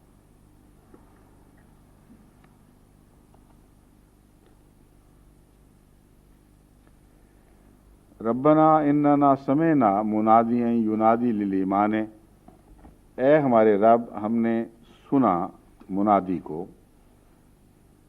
ایک منادی کو، لفظاً اس کا ترجمہ ہے منادین، کسی ایک منادی کو، لیکن یہاں عظمت کے اظہار کے لیے یہ نکرہ آیا ہے، ایک عظیم الشان منادی کو، ایسا کہ اس پر الف لام لگانے کی ضرورت نہیں ہے ہی وہی۔ شہروں میں سے ایک شہر کہتے ہیں نا، دلی تھا شہروں میں ایک شہر، تو شہر نہیں ایک شہر۔ تو بعض دفعہ ایک چیز اتنی عظیم ہوتی ہے کہ اسے مخصوص کرنا اس کی عزت افزائی نہیں، بلکہ اس کی عزت کو گرانے کا موجب بن جاتی ہے، گویا اور بھی شاید ہوں۔ تو منادین سے مراد وہ منادی ہے ایسا بلانے والا جس کی شان میں کوئی شبہ کی گنجائش ہی نہیں ہے، گویا وہی ہے اور کوئی ہے ہی نہیں اس کے مقابل پر۔ ایسے منادی کی آواز کو ہم نے سنا، ینادی للایمان، جو ایمان کے لیے منادی کر رہا تھا۔ اس پر جو لغت وغیرہ کی بحث ہے اس اور کچھ مفسرین کی، پہلے میں اس کو چھیڑتا ہوں۔ یہ لفظ منادی کس سے بنا ہے؟ عام طور پر ندا کا مطلب یہی سمجھ جاتا ہے آواز، اور رائج ہو چکا ہے، لیکن دراصل اس کا مادہ آواز نہیں بلکہ کچھ اور ہے۔ ندا نمی کو کہتے ہیں، ندا ندل ارض، زمین کی نمی، تو اسی سے ندا لفظ نکلا ہے، اسی سے نادی منادی وغیرہ لفظ بنتے ہیں۔ تو رطوبت، نمی اور شبنم کے لیے بھی لفظ ندا استعمال ہوا ہے۔ شجر ندیان، تر و تازہ درخت، یہ سارے معنی تاج العروس نے بھی دیے ہیں، محیط نے بھی اور راغب نے بھی۔ ابن فارس نے کہا ہے کہ اس کے بنیادی معنی اکٹھا اور یکجا ہونے کے ہیں، رطوبت اور نمی کے ہیں، یہ دو معنی ہیں۔ حالانکہ دراصل رطوبت ہی میں اکٹھا کرنے کا معنی ہے، کیونکہ جب مٹی خشک ہو جائے تو ہوا مبسہ بن جاتی ہے، وہ پراگندہ ریزے ہو جاتے، ریزہ ریزہ ہو کر پراگندہ ہو جاتی ہے، نمی اس کو اکٹھا کرتی ہے۔ تو اس لیے ندا کے اندر جو اکٹھا کرنے کا مفہوم بیان فرمایا گیا ہے یہ درست ہے، لیکن نمی الگ مضمون نہیں، اس کے اندر داخل ہے۔ اس مضمون کو بھی ابن فارس کے حوالے سے تاج اور محیط اور راغب نے بیان کیا ہے۔ آواز دینے کے مفہوم سے اس کے معنی ایک مجلس میں اکٹھے ہو کر باتیں کرنے کے ہو گئے، ناداہو منادات، اس میں ندوہ بھی ہے نا ایک مجلس، اور الندوہ اس جماعت کو کہتے ہیں جو ایک مجلس میں اکٹھی ہو۔ دار الندوہ ہندوستان میں بھی ہے، رسول اللہ علیہ وسلم کے زمانے میں ایک دار الندوہ عربوں کا بھی تھا، ان کا قریش مکہ کا۔ تو یہ جو دار الندوہ کا مضمون ہے وہاں دراصل اکٹھے ہونے کے معنی ہیں۔ اور اللہ تعالیٰ قرآن کریم میں فرماتا ہے ندوہ دو قسم کا ہے، ایک وہ جو شرارت اور فساد کے لیے، وہ کون سی آیت ہے؟ دوسرا ندوہ ہے نیکی کے لیے۔ تو یہاں منادی یونادی کی بحث میں یہ گفتگو اب اٹھے گی کہ کس قسم کی ندا مراد ہے اور کیوں۔ ندوہ کہتے ہیں اکٹھے ہونے کو، لیکن اگر اکٹھے ہو کر اختلاف کی باتیں ہوں اور فساد پھیلایا جائے تو اس ندوہ کا نام دراصل اس نام کی ذلت ہے، ورنہ یہ ندوہ ہونا چاہیے اکٹھا کرنے اور نیکی کے کاموں کے لیے، جو حقیقت میں انسان کو انسان سے ملاتا ہے۔ قرآن کریم نے اس مضمون کو کھول کر بتایا ہے کہ نجوہ کے لفظ میں، ندوہ نہیں، نجوہ کے معنوں میں، وہ ندوہ میں نہیں ملے گا آپ کو، وہ لفظ نجوہ ہے۔ وہی دار الندوہ میں جو نجوے ہوتے تھے، یہ لفظ ملتے جلتے ہیں، اس لیے میرے منہ سے ندوہ نکل رہا تھا۔ اچانک بات کرتے ہوئے ایک دم یاد آئے کہ وہ تو نجوہ ہے، مگر ہے ندوہ کا نجوہ۔ اسی ندوہ میں رسول اللہ صلی اللہ علیہ وسلم کے خلاف نجوے ہوتے تھے، اور ندوہ کے مضمون کے بالکل برعکس کاروائیاں ہوتی تھیں۔ قرآن کریم میں اللہ فرماتا ہے نجوہ وہ اچھا ہے جس میں خیر کی باتیں ہوں، نیکی کی طرف بلایا جائے۔ بس نادی منادی جو ہے وہ اس آواز کو کہیں گے جس میں رطوبت کے معنی پائے جائیں، گیلی مٹی کے معنی پائے جائیں۔ گیلی مٹی میں نشو و نما کی طاقت ہے اور خشک مٹی میں وہ نہیں۔ تو منادی گویا کہ درس حقیقت اسی یاد کو تازہ کرتا ہے لفظ منادی جو آدم کے ساتھ وابستہ ہے۔ آدم کو جب اللہ نے پیدا فرمایا تو شیطان نے یہ اعتراض کیا تھا تو نے اسے مٹی سے، یعنی گیلی مٹی سے پیدا کیا ہے، مجھے آگ سے پیدا کیا ہے، مجھے اس پر غلبہ عطا ہوا ہے، اور آگ مٹی کو جلا دیتی ہے۔ اللہ تعالیٰ نے زیادہ دلیل وہاں نہیں دی، کیونکہ یہ ایسی بودی بات تھی کہ جو ویسے ہی رد کرنے کے لائق ہے۔ ہلاکت پہ یا ہلاکت کی صلاحیتوں پر کیسا فخر؟ جو نشو و نما کی صلاحیتیں وہی فخر کے لائق ہیں، اور غلبہ بھی پھر بالآخر اسی کو ہوا۔ تمام تر آگ کی کوششیں گیلی مٹی کی طاقت سے مغلوب ہو گئی ہیں۔ اب یہ آگ کا شعلہ تھا زمین، اسی سے خدا تعالیٰ نے وہ پانی سے زندگی پیدا کی، گیلی مٹی سے زندگی پیدا کی، اور آگ اس پر غالب نہ آ سکی، اور دن بدن وہ مٹی آگ پر غالب آتی چلی گئی۔ اور اب انسان جو آگ پر قابض ہے، جس نے جہاز بھی بنائے اور कश्तियाँ भी, समंदरी कश्तियाँ भी आग से चलने वाली और जहाज़, और फिर मोटर गाड़ियाँ, रेलें, ये सारे गीली मिट्टी के आग पर गलबे की दलीलें हैं। गीली मिट्टी गालिब आ गई और आग को गुलाम बना लिया। तो इसलिए शैतान का यह दावा या किसी और का दावा, ठीक है, ये गलत होता है। अब सवाल ये है कि अन्नदा, नादी किस लफ्ज़ से निकला, ये मैं बता रहा हूँ कि यहाँ मुनादी से मुराद अहले लुगत और अहले तफसीर दो मुरादें बयान करते हैं। एक ये कि मुराद हज़रत मोहम्मद मुस्तफ़ा सल्लल्लाहु अलैहि वसल्लम है, और एक वो हैं जो कहते हैं कुरान है।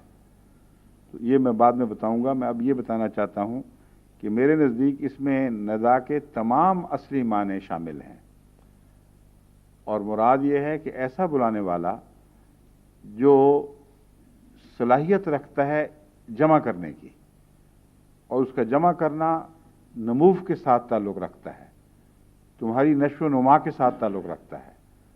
उसकी बात का जवाब दोगे तो एक सिलसिला तरक्की का तुम्हारे कबूल निदा के नतीजे में फूट पड़ेगा, और वो सिलसिला ऐसा है जैसे पौधे निकलते हैं, हरी हरी शाखें निकलती हैं और फिर फलदार दरख्त बन जाते हैं वगैरह वगैरह।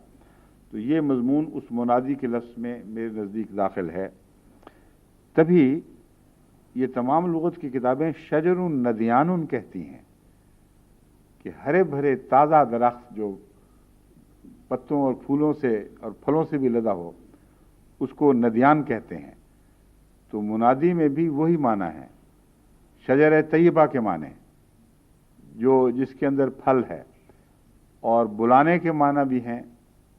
वो रसूल सल्लल्लाहु अलैहि वसल्लम, क्योंकि सब ने नदा से बुलाने का माना ज़रूर लिया है, तो वो जो ज़ुबान हाल से बुलाता है वो भी मुनादी है, जो आवाज़ से बुलाता है वो भी मुनादी है।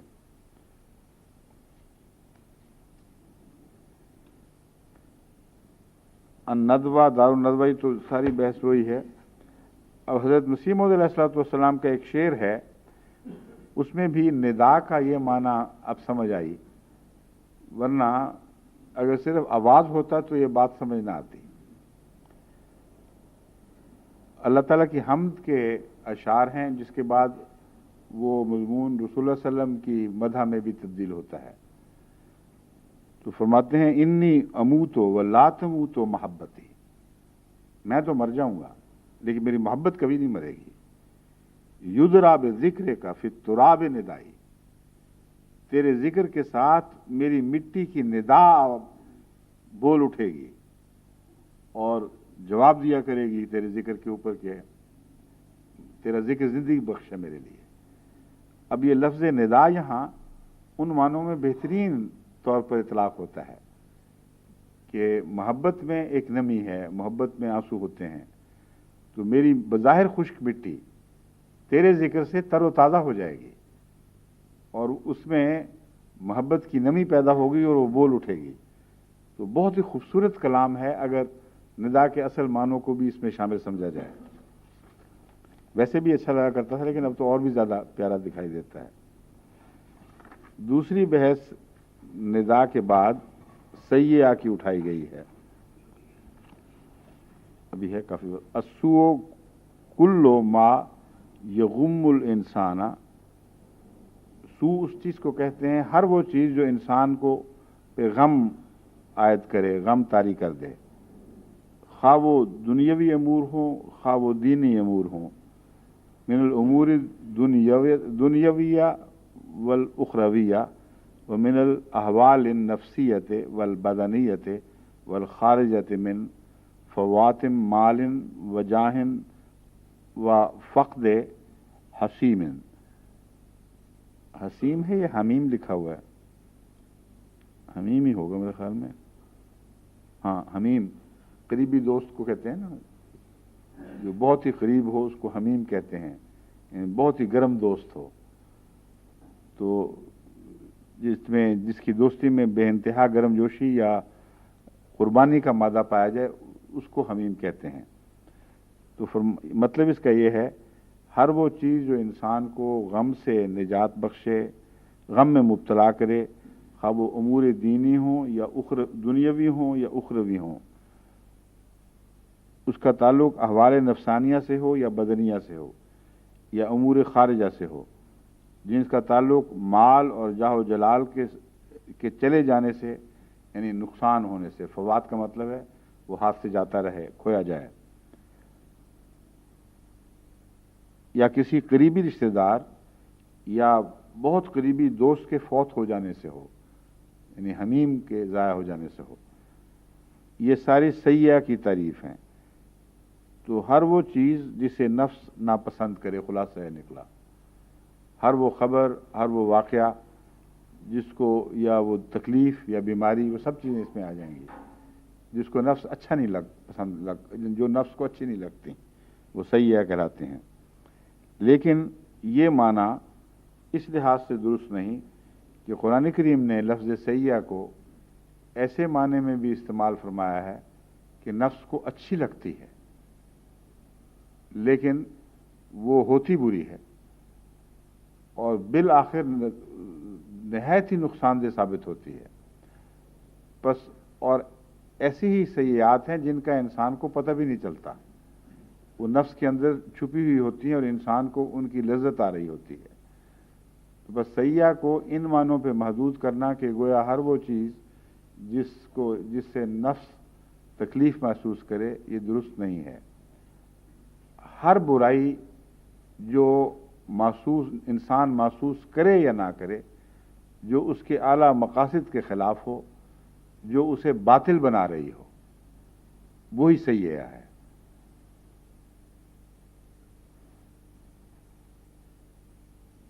پھر کسب سیئہ کا قرآن شریف میں دیکھیں کس طرح ذکر ملتا ہے۔ بلا من کسب سیئۃ لم تستعجلون بالسیئہ،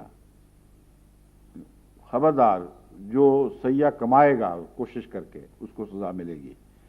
لم تستعجلون بالسیئہ، تم سیئہ کے حصول کے لیے اتنی جلدی کیا کر رہے ہو؟ یہ کیا بھاگ دوڑ لگائی ہوئی ہے کہ ہم پہلے پہنچ جائیں سیئہ تک؟ اگر سیئہ ایسا مضمون ہے جو نفس کو برا لگتا ہے تو یہ قرآن کریم کی آیت پھر کیا معنی رکھتی ہیں؟ لازماً مانن اور اپنی کنوں کے لحاظ سے، اپنی اصلیت کے لحاظ سے ہر چیز جو معیوب ہے، بری ہے، انجام کار انسان کے مفاد کے مخالف ہے، اس کو قرآن کریم سیئہ قرار دیتا ہے، خواہ انسان کو پتہ چلے یا نہ چلے۔ پھر سیئہ وہ چیز ہے جو نقصان ضرور پہنچاتی ہے، اور سیئہ کا اصل انسان ہے، خدا کی طرف سے نہیں آتی بلکہ انسان کے اندر سے پیدا ہوتی ہے۔ ما اصابک من حسنۃ فمن اللہ، جو بھی اللہ کی تمہیں حسن پہنچے گی، اچھی بات، تو یاد رکھنا وہ اللہ کی طرف سے آتی ہے۔ وما اصابک من سیئۃ، اور جو برائی تجھے کسی مصیبت میں مبتلا کرتی ہے، فمن نفس کا، تو وہ تیرے نفس سے پیدا ہوتی ہے۔ والحسنۃ والسیئۃ ضربان احدہما بحسب اعتبار العقل والشر، حسنہ اور سیئہ دو قسم پر ہیں، دو قسموں سے تعلق رکھتی ہیں۔ ضربان، ضرب کہتے ہیں ایک چوٹ کو، مار کو، لیکن قسم کے لیے بھی لفظ ضرب آتا ہے، مثال کے لیے بھی لفظ ضرب استعمال ہوتا ہے۔ فرمایا من جاء بالحسنۃ فلہ عشر امثالھا ومن جاء بالسیئۃ فلا یجزی الا مثلھا، کہ جو بھی حسن چیز کرتا ہے، نیکی کے کام بجا لاتا ہے، اس کو 10 گنا زیادہ ملے گا، اور جو بری بات کرتا ہے فلا یجزی الا مثلھا، اس کو اس کی برابر سے زیادہ نہیں دیا جائے گا، یعنی اس کی سزا۔ دوسری قسم حسنۃ و سیئۃ بحسب اعتبار الطبع وذلک ما یستخفہ الطبع وما ینتقلہ، حسنہ اور سیئہ اعتبار طبیعت کے لحاظ سے जो तबीयत को सुबक या गिरा महसूस हों। तो ये मुफरदात राग़िब ने इस मज़मून को उसी तरह खोल दिया है जो दरअसल में उसी की तायीद कर रहा है जो मैं बात कह चुका हूँ कि हसना दो किस्म की हैं, सय्या भी दो किस्म की हैं। बाज़ दफ़ा इंसान हसना को बुरा समझता है, वो अच्छी होती है। बाज़ दफ़ा सय्या को पसंद करता है, वो बुरी होती है और उसके लिए लाजिमन बुरा नतीजा पैदा करती है, ये तबीयत के लिहाज से। मगर दूसरे सय्या से मुराद गुनाह है और बदी है, और वो जानबूझकर भी इंसान करता है, मगर वो हसना से वहाँ सय्या से मुराद सिर्फ बदी होगी और बदी की सज़ा मिलेगी।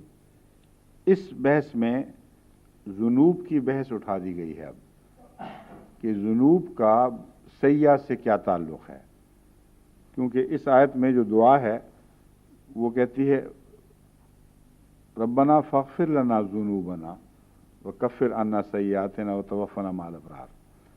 तो अब वो कहते हैं कि सय्या क्या चीज़ है और जुनूब क्या है, इनका आपस में क्या रिश्ता है। वक़ील जुनूब तर्कु ताआत व सय्यात फ़िअलुल मासी।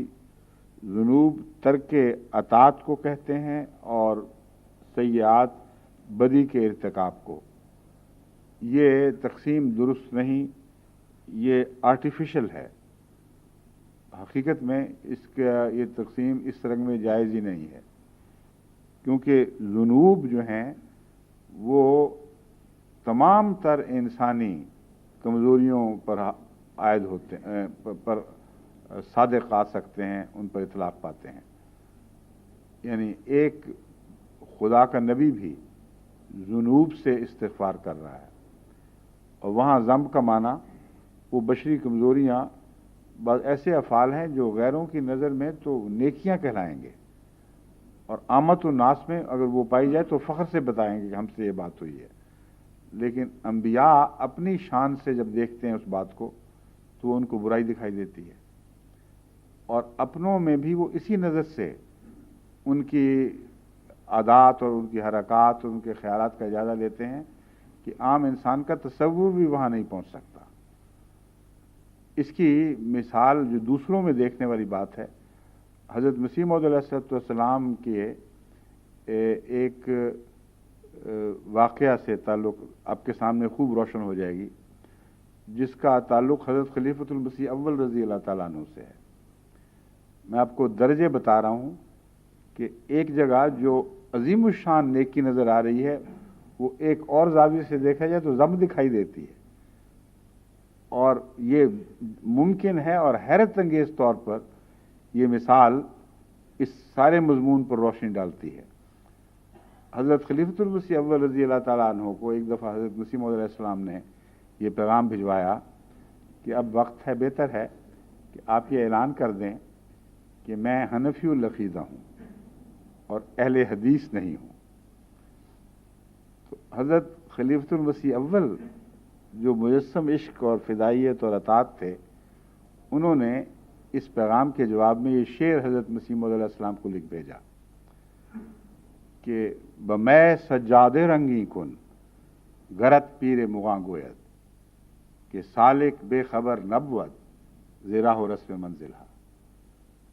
कि अगर तुम्हारा रहनुमा और पीर ये भी कह दे कि अपने जानमाज को शराब में डुबो दो, तो यही होना चाहिए कि सालिक बेखबर नबवत, कि सालिक बेखबर तो नहीं हुआ करता राह और रस्म मंजिला से। अब ये एक आम कारी जो सुनने वाला सुनता है, एक आम पढ़ने वाला पढ़ता है, तो वजद में आ जाता है कि वाह वाह, हज़रत खलीफतुल मसीह अव्वल रज़ी अल्लाह अन्हु की क्या शान थी, क्या फ़िदाइयत, क्या इश्क़ था। हज़रत मसीह मौऊद अलैहिस्सलाम जिस मकाम पर थे, आपने इसको ज़म के तौर पर देखा है, नेकी के तौर पर नहीं। आपने बुलाया, आपने कहा कि हनफियों का क्या अक़ीदा है। उन्होंने कहा क्या ये नहीं कि कुरान सबसे अव्वल है, फिर अहादीस नबविया जिस पर जो कती रोशनी डालती हों, और अगर वो ना हो तो फिर इस्तदलाल होगा, फिर यानी मैं नहीं वो लफ्ज़ मुझे याद नहीं, मगर ये मजमून इसी तरह था। हज़रत खलीफतुल मसीह अव्वल ने फरमाया कि यही यानी बता, या आपने सामने सजेस्ट किया और आपने हाँ किया, या आपने तौसीक फरमाई, वैसे ही खुद ही बताया कि यही अकीदा है। तो आपने कहा कि फिर आपका क्या अकीदा है? क्या ये नहीं है? खलीफतुल मसीह अव्वल ने सिर झुका लिया और बहुत ही शर्मिंदा होकर वापस लौटे। मुराद ये था कि मैं तुम्हें सिद्दीक के तौर पर देखना चाहता हूं। ईमानुल अजाइज भी एक मकाम है, मगर सिद्दीकियत का तकाजा यह है कि अपने आका के कौल को महज इसलिए कबूल न करे कि मुझे तो बुरा नजर आ रहा है मगर अच्छा होगा, ये शान नहीं है।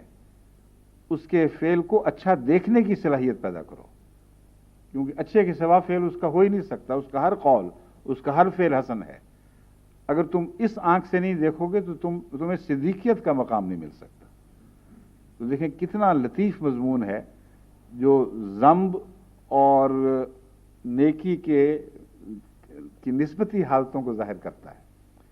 इसलिए ये कहना कि ज़म्ब और सय्या में ये फ़र्क है कि एक अदम अतात, ये गलत है। हर वो गलती जो खुदा ताला की उस तवक्को से एक बुजुर्ग में गिरी हुई हालत दिखाई दे, वो ज़म्ब हो जाती है उसके लिए, और आमत व नास के लिए वो अजीमुशान नेकी बन जाती है।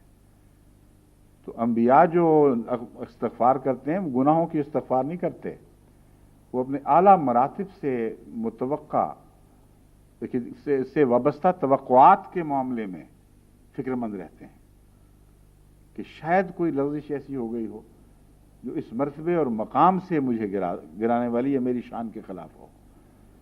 तो सय्या उस बदी को कहते हैं जो इंसान के ज़ात से, उसके अफ़ाल से, उसकी सोचों से वाबस्ता है, खा उसको नज़र आए या ना आए, और बसा औक़ात वो अमाल में जारी रहती है और इंसान को महसूस नहीं होता।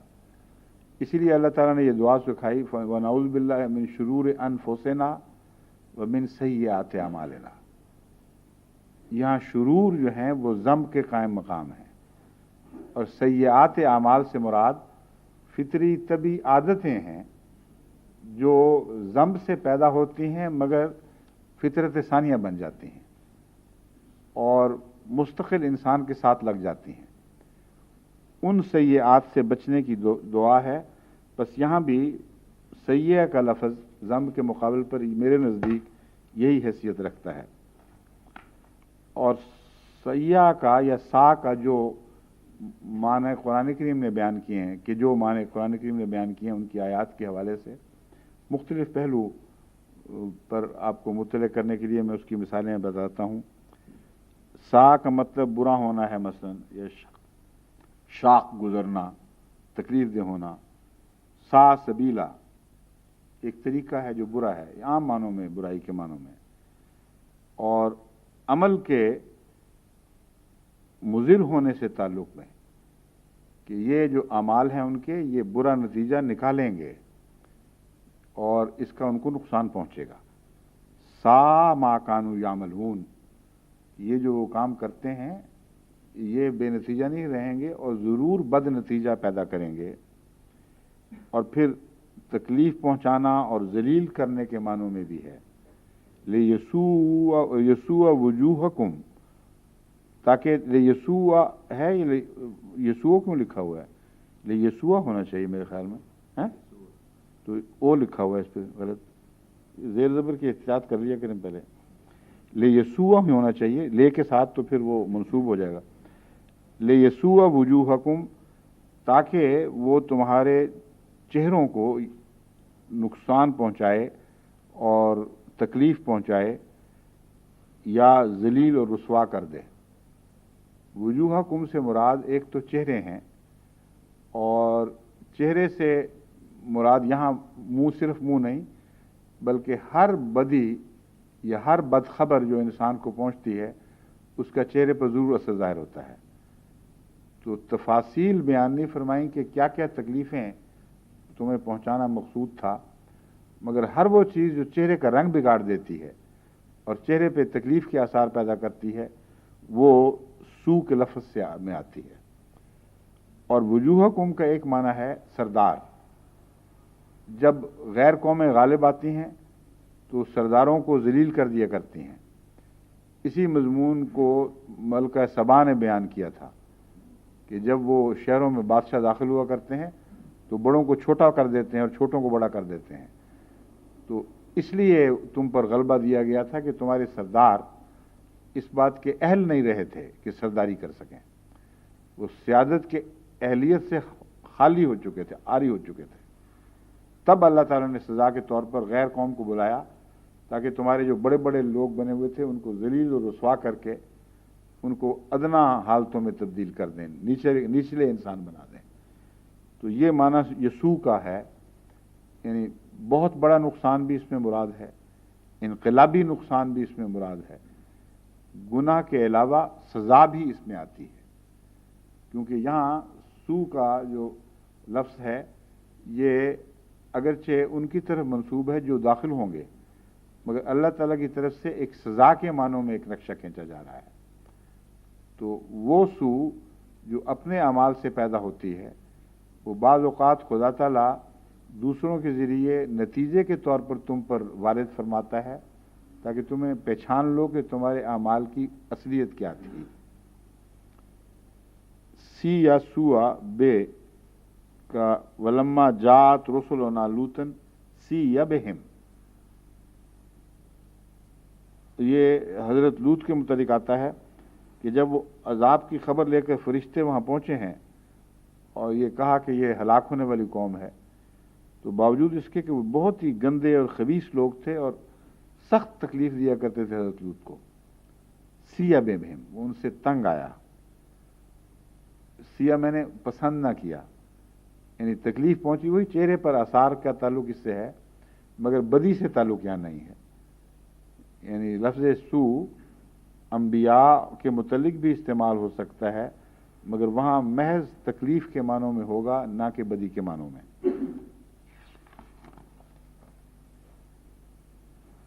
क्यों जी, क्या है?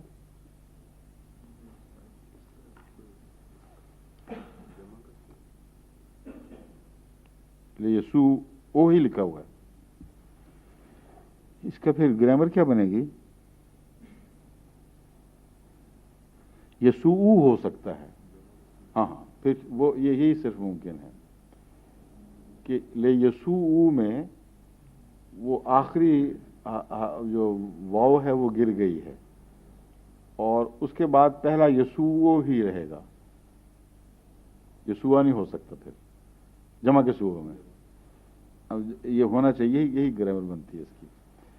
तो ले यसुआ नहीं, ले यसू ओ है, असल था ले यसू और जमा में यसू ही होना चाहिए था। तो यसू जो पढ़ा गया इसका मतलब है एक हरफ गिर गया है। अगर वो हरफ वाव ना होता, हरफ इल्लत ना होता तो उस पर यह नसब आ जाती। वो चूंकि जिस पर यह इलामत ज़ाहिर होनी थी वो लफ्ज़ मौजूद ही नहीं रहा, इसलिए उसके गिरने के बाद जितना लफ्ज़ बाकी रह गया वही बयान हो गया है। सून बद बुरा, बदी बुराई, लम यम ससुम सून, उन्हें कोई बुराई या तकलीफ दे बात छुएगी भी नहीं। बदलहुम सय्यातु मा कसबू, ये तो सारे माने गुजर चुके हैं। अलमायदा ले युरहू कैफा युआरी सौ आता आखी, इसमें बेदावी ने यह तर्जमा किया है लाश, मुर्दा जिस्म, लेकिन ये दुरुस्त नहीं है।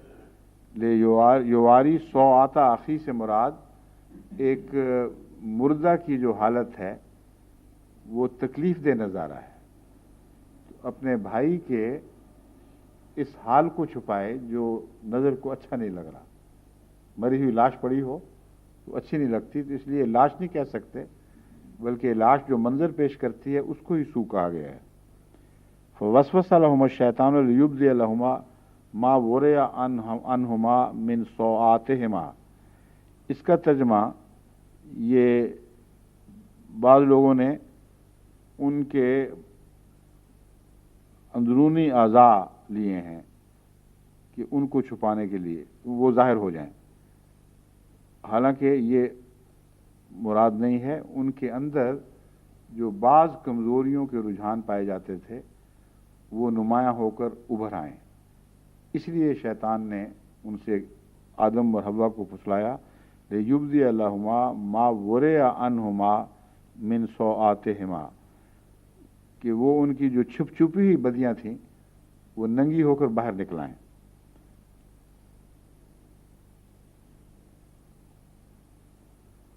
इसमें एक और मफहूम भी ये बनता है कि हर इंसान के अंदर ही दरअसल उसका शर छुपा हुआ है, उसकी सय्या छुपी हुई है। तो मिन शुरूर सय्यात व सय्यात आमालिना में तो सय्यात इंसानी फितरत के अंदर की कमज़ोरियां भी सय्यात में दाखिल हैं।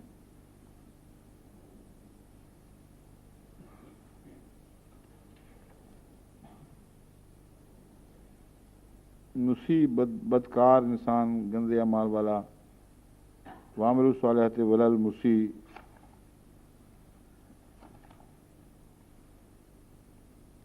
तफसीर के पहलू में जो इमाम राजी बयान करते हैं वो एक ये है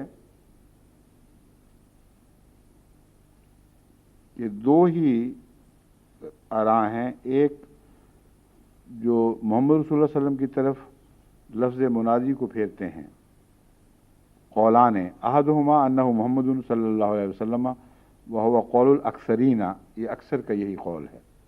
व दलील अलैहि कौलुहु तआला उदु इला सबील रब्बिका व दाइयन इलल्लाहि बिइज़्निही वगैरह वगैरह, कि कुरान करीम में जो हज़रत सल्लल्लाहु अलैहि वसल्लम को इरशाद है बार बार, उदु इला सबील रब्बिका, अपने रब की तरफ बुला, और दाइयन इलल्लाहि बिइज़्निही व सिराज मुनीरा, कि वो तो अल्लाह के इज़्न के साथ सारी दुनिया को बुला रहा है, और ऐसे रोशन दलाइल के साथ बुला रहा है जैसे सूरज किसी को बुलाता हो।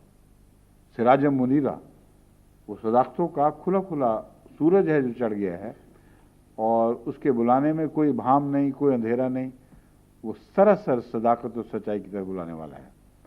तो इसमें भी वही मुनादी के माने पाए जाते हैं। ये इतना मजबूत इस्तिंबात देने के बावजूद अल्लामा राजी दूसरे माने को तरजीह दे रहे हैं, जो ये है कि कुरान मुराद है और रसूलुल्लाह सल्लल्लाहु अलैहि वसल्लम नहीं। वो कहते हैं इसलिए युराद अन्ना मोहम्मद सल्लल्लाहु अलैहि वसल्लम, लेकिन आगे बताता हूँ इमाम राजी क्या कहते हैं।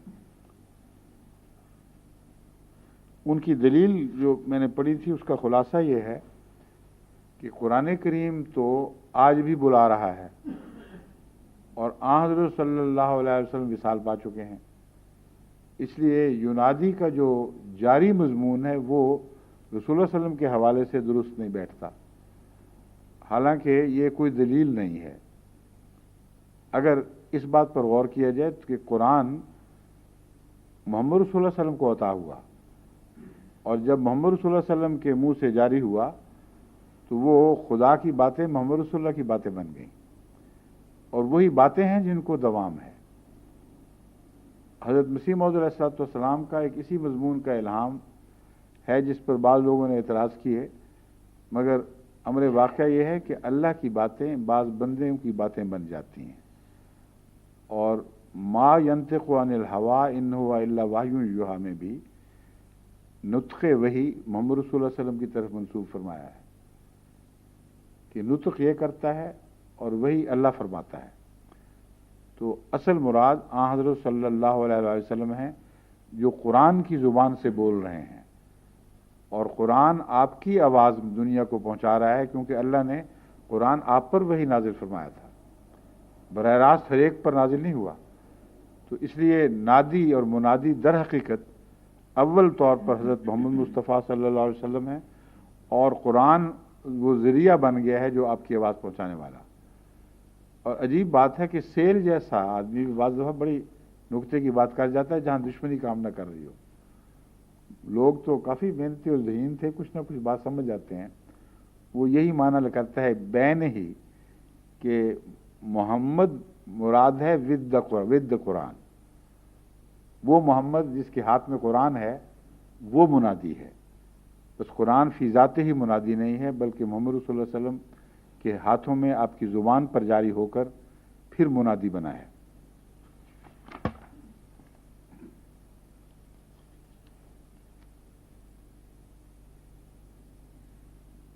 اس کا لفظی الفاظ یہ ہیں سیل کے، نیملی محمد ود دی قرآن. اور یہ بالکل صحیح، اس معاملے میں تو وہ سچا ہے.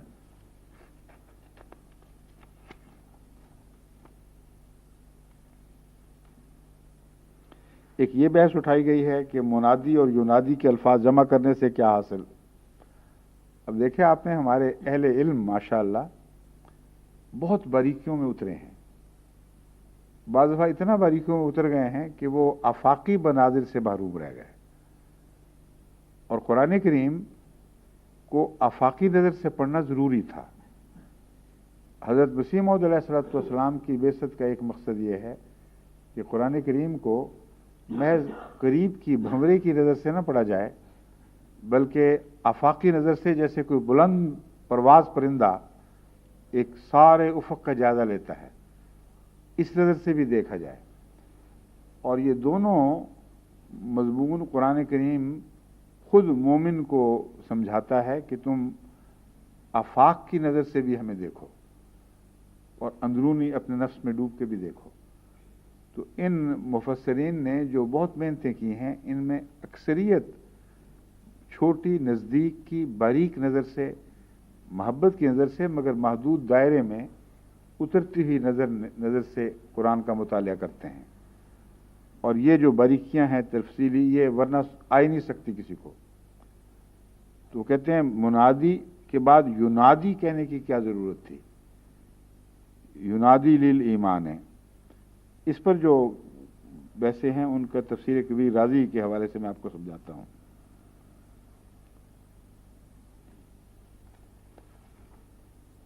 ذکر النداء مطلقا ثم مقیدا بالایمان تفہیما لشان المناد لأنه لا منادی اعظم من منادی ینادی للایمان. علم انہم طلبوا من اللہ تعالی فی هذا الدعاء ثلاثة اشیاء، اولهما غفران الذنوب، وثانیا تکفیر السیئات، وثالثها ان تكون وفاتهم مع الابرار. کہتے ہیں کہ منادی اور ینادی کے الفاظ جمع کرنے سے مقصد یہ ہے کہ خدا نے مطلق ندا کا ذکر فرمایا، مگر ساتھ ہی منادی کی عظمت شان کے لیے ایمان سے مقید کر دیا، یعنی ایمان کی طرف بلانے والا ہے، کسی اور طرف نہیں. انہوں نے اللہ سے اس دعا میں 3 چیزیں طلب کی ہیں: غفران ذنوب، تکفیر سیئات.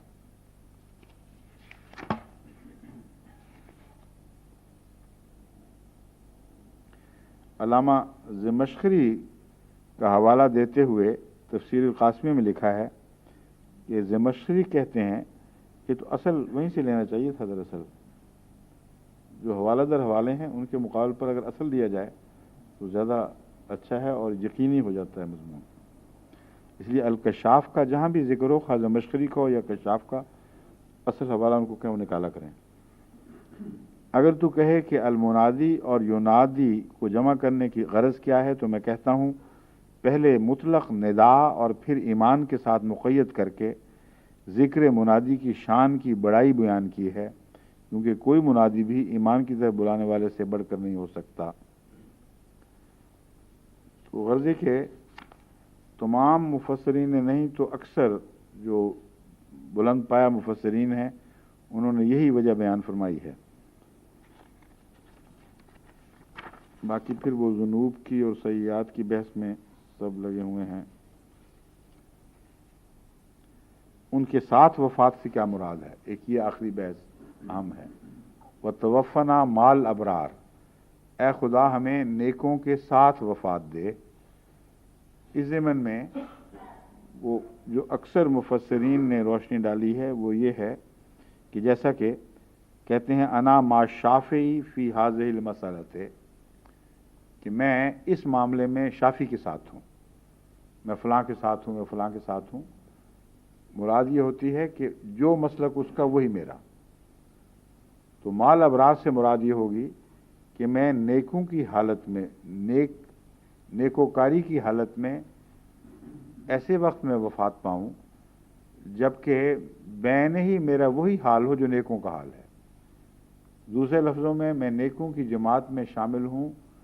یہ جو طرز بیان ہے یہ نیکوں میں لکھ لینے کے مقابل پر زیادہ گہرے مضمون پر دلالت کرتی ہے۔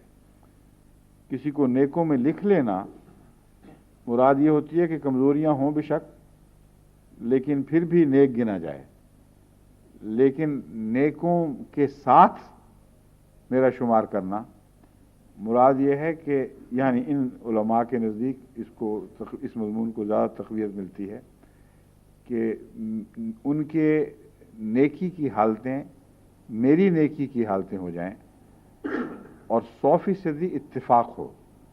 یہ معنی انہوں نے اس استعمال سے نکالا ہے کہ انی ما شافی فی ھذہ المسئلہ، میں اس معاملے میں شافی کے ساتھ ہوں۔ یہ اس وقت انسان کہتا ہے جب کلیتاً بین ہی اسی مسلک اور اسلوب کو اختیار کرے، اگر اختلاف ہو تو یہ نہیں کہا جا سکتا۔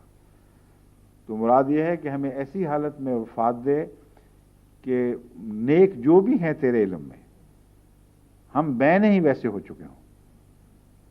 اس مضمون کو حضرت امام راضی اس آیت کریمہ سے بھی باندھتے ہیں جو سورہ نساء کی آیت ہم نبوت کے مفہوم کو واضح کرنے کی خاطر پیش کرتے ہیں، فَأُولَٰئِکَ مَعَ الَّذِينَ أَنْعَمَ اللَّهُ عَلَيْهِمْ۔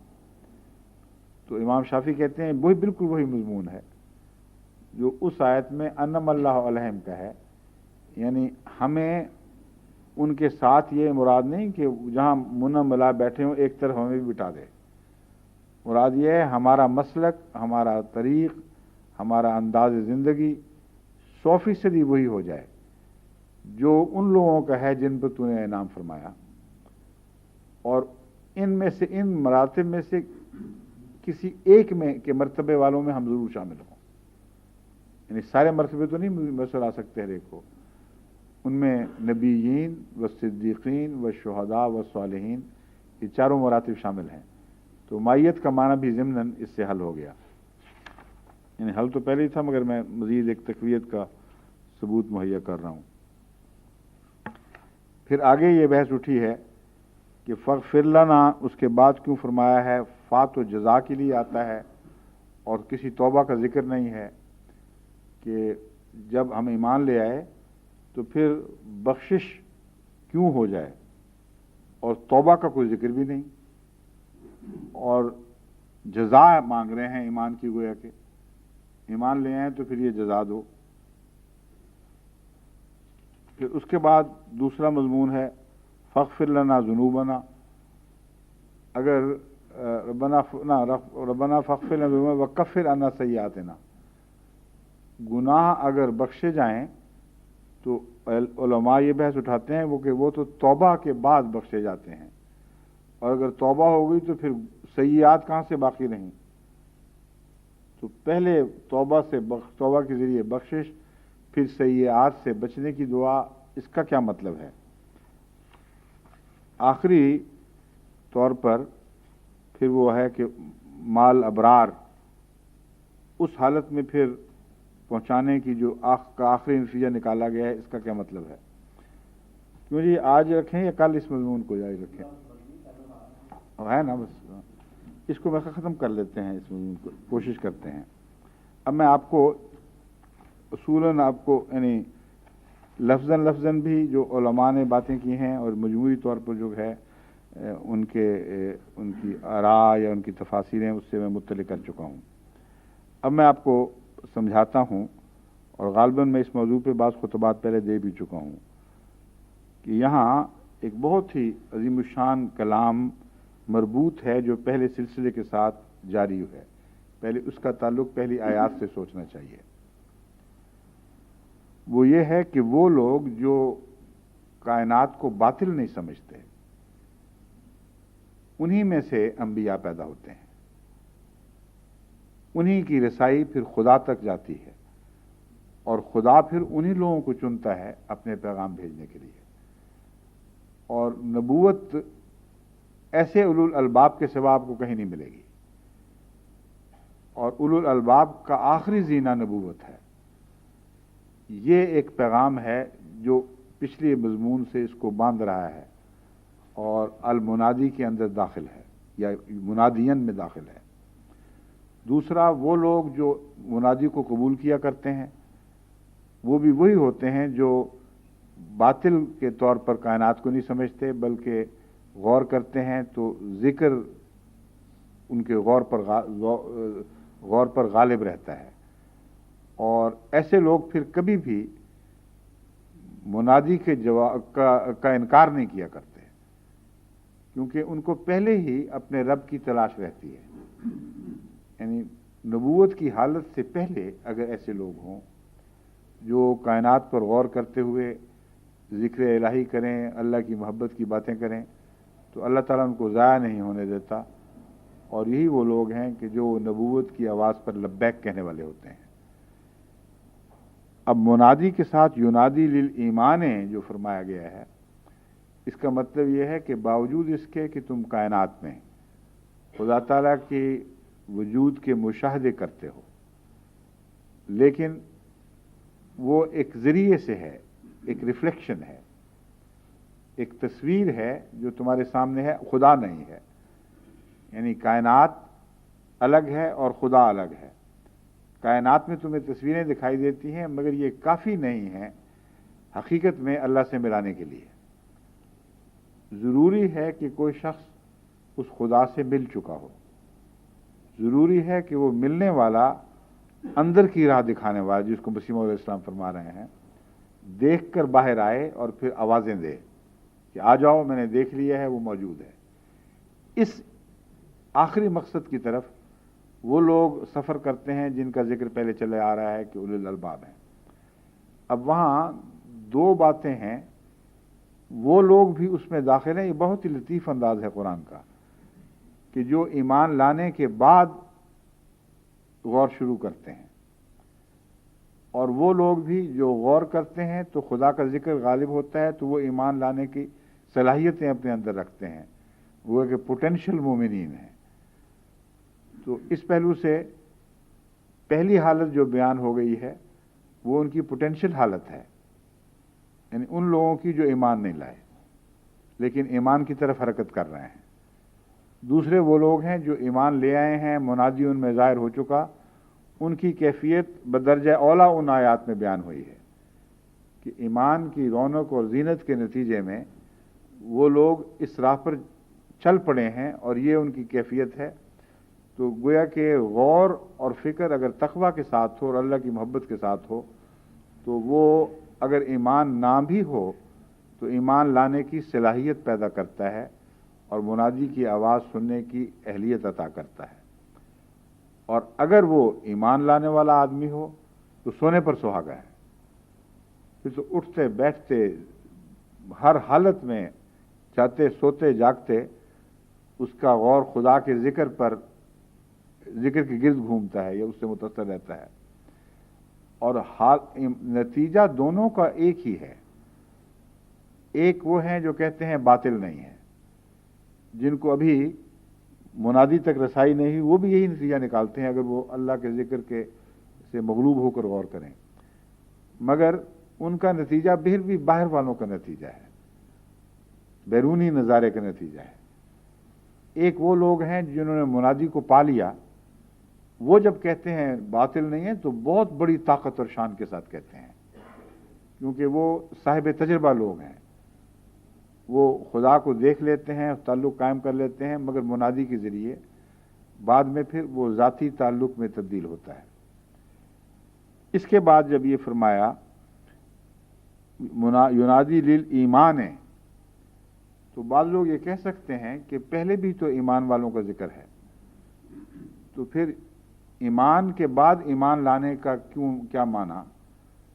تو قرآن سے قطعی طور پر یہ ثابت ہے کہ اسلام کی بھی حالتیں ہیں اور اس کے باوجود اسلام کی طرف بلایا جاتا ہے، اور ایمان کی حالتیں اللہ تعالیٰ تسلیم فرمانے کے بعد پھر دوبارہ ثم الذین آمنوا، پھر وہ لوگ ہیں جو دوبارہ ایمان لاتے ہیں. تو یہ مضمون ہے ایمان کے مراتب کا مضمون، کہ اگرچہ بہت سے ایمان لانے والے ایسے ہیں جو خدا تعالیٰ کو کائنات میں دیکھ کر ایمان لے آتے ہیں اور محبت کی باتیں بھی کرتے ہیں، مگر ایک وہ ایمان ہے جو منادی کی صحبت سے عطا ہوتا ہے، یا منادی کی باتیں مان کر اس کی پیروی سے عطا ہوتا ہے. وہ ان لوگوں کو جو بظاہر اپنے آپ کو مومن سمجھ رہے ہیں پھر بھی ایمان کی دعوت دیتا ہے کہ ابھی تمہیں پتہ نہیں کہ تم کیا کس حالت میں ہو، جس کو تم ایمان سمجھ رہے ہو یہ سوتے میں آنکھ کھلی ہے، لیکن ہم تمہیں حقیقت میں جاگنے کی طرف بلا رہے ہیں. وہ ایمان بہت زیادہ روشن اور منور ہے جو خدا کے نبی کی پیروی سے ملتا ہے، اور کوئی مفکر، کوئی ایسا کائنات پر غور کرنے والا خواہ نیک دل بھی ہو، اللہ سے پیار بھی رکھتا ہو، وہ اس ایمان کو پا ہی نہیں سکتا جو نبوت کی وساطت سے عطا ہوتا ہے. تو ینادی للایمان میں لازماً وہ باتیں بھی ہیں کہ مرتبہ ہے، ایمان کی طرف بلاتا ہے، بدی کی طرف نہیں، مگر میرے نزدیک اس کا شائبہ بھی کوئی دماغ میں نہیں آتا کہ یہ منادی کس طرف بلا رہا ہے. اگر خالی منادین بھی کہا جاتا تو جو مضمون چل رہا ہے ظاہر ہے ہر انسان یہی سمجھتا کہ ذکر الہی کی طرف بلا رہا ہے، اللہ کی محبت کی طرف بلا رہا ہے، حقیقی عقل کی طرف بلا رہا ہے. اس لیے وہ جو باتیں ہیں وہ اپنی ذات میں درست بھی ہوں تو اس آیت کا منطوق معلوم نہیں ہوتی، اس آیت کی غایت معلوم نہیں ہوتی. اس آیت کی غایت یہ ہے کہ یہ سارے لوگ محتاج ہیں اس ایمان کے جس کی طرف صرف منادی بلا سکتا ہے. بن دیکھے کس طرح کسی محروم پہ آئے دل، کیسے کوئی خیالی صنم سے لگائے دل. گفتار گر نہیں ہے نہ دیدار گر نہیں ہے تو گفتار ہی صحیح، آگے کیا ہے، آثار ہی صحیح، حسن و جمال یار کے آثار ہی صحیح. تو وہ آثار سے بات شروع ہوئی تھی. حضرت مسیح علیہ السلام کہتے ہیں کہ اگر دیدار نہ ہو سکے تو آثار ہی پہ گزارے ہوں گے مگر وہ بات اور ہے کہ دیدار نصیب ہو جائے. تو یہ مضمون جو ایمان کا ہے یہ اپنے کمال کو پہنچتا ہے منادی کے تعلق میں، اور منادی کی غرض ہی ایمان کے اعلیٰ مراتب تک پہنچانا ہے. پھر فرمایا کہ وہ لوگ جنہوں نے ایمان والے کی پکار کو سنا اور یہ تکبر نہیں کیا ہم تو پہلے ہی پہنچے ہوئے ہیں. ایسے بھی تو ہو سکتے ہیں کہ ہم تو رات اٹھتے بیٹھتے ہر وقت خدا کو یاد کرتے ہیں، ہمیں کیا ضرورت ہے اس برادری کی آواز سننے کی.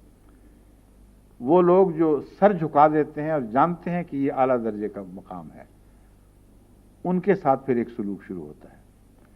اس ضمن میں حضرت رسول مسیح علیہ السلام کی زندگی کا واقعہ بھی بہت دلچسپ اور برمحل ہے کہ ایک شخص جو فقیرانہ درویشانہ حالت کا انسان تھا اچانک نمودار ہوا مسجد میں، سفر کر کے کہیں سے آیا تھا، اور آ کے اس نے نماز کے مان بعد حضرت مسیح علیہ السلام سے عرض کیا میری بیعت لے لیں.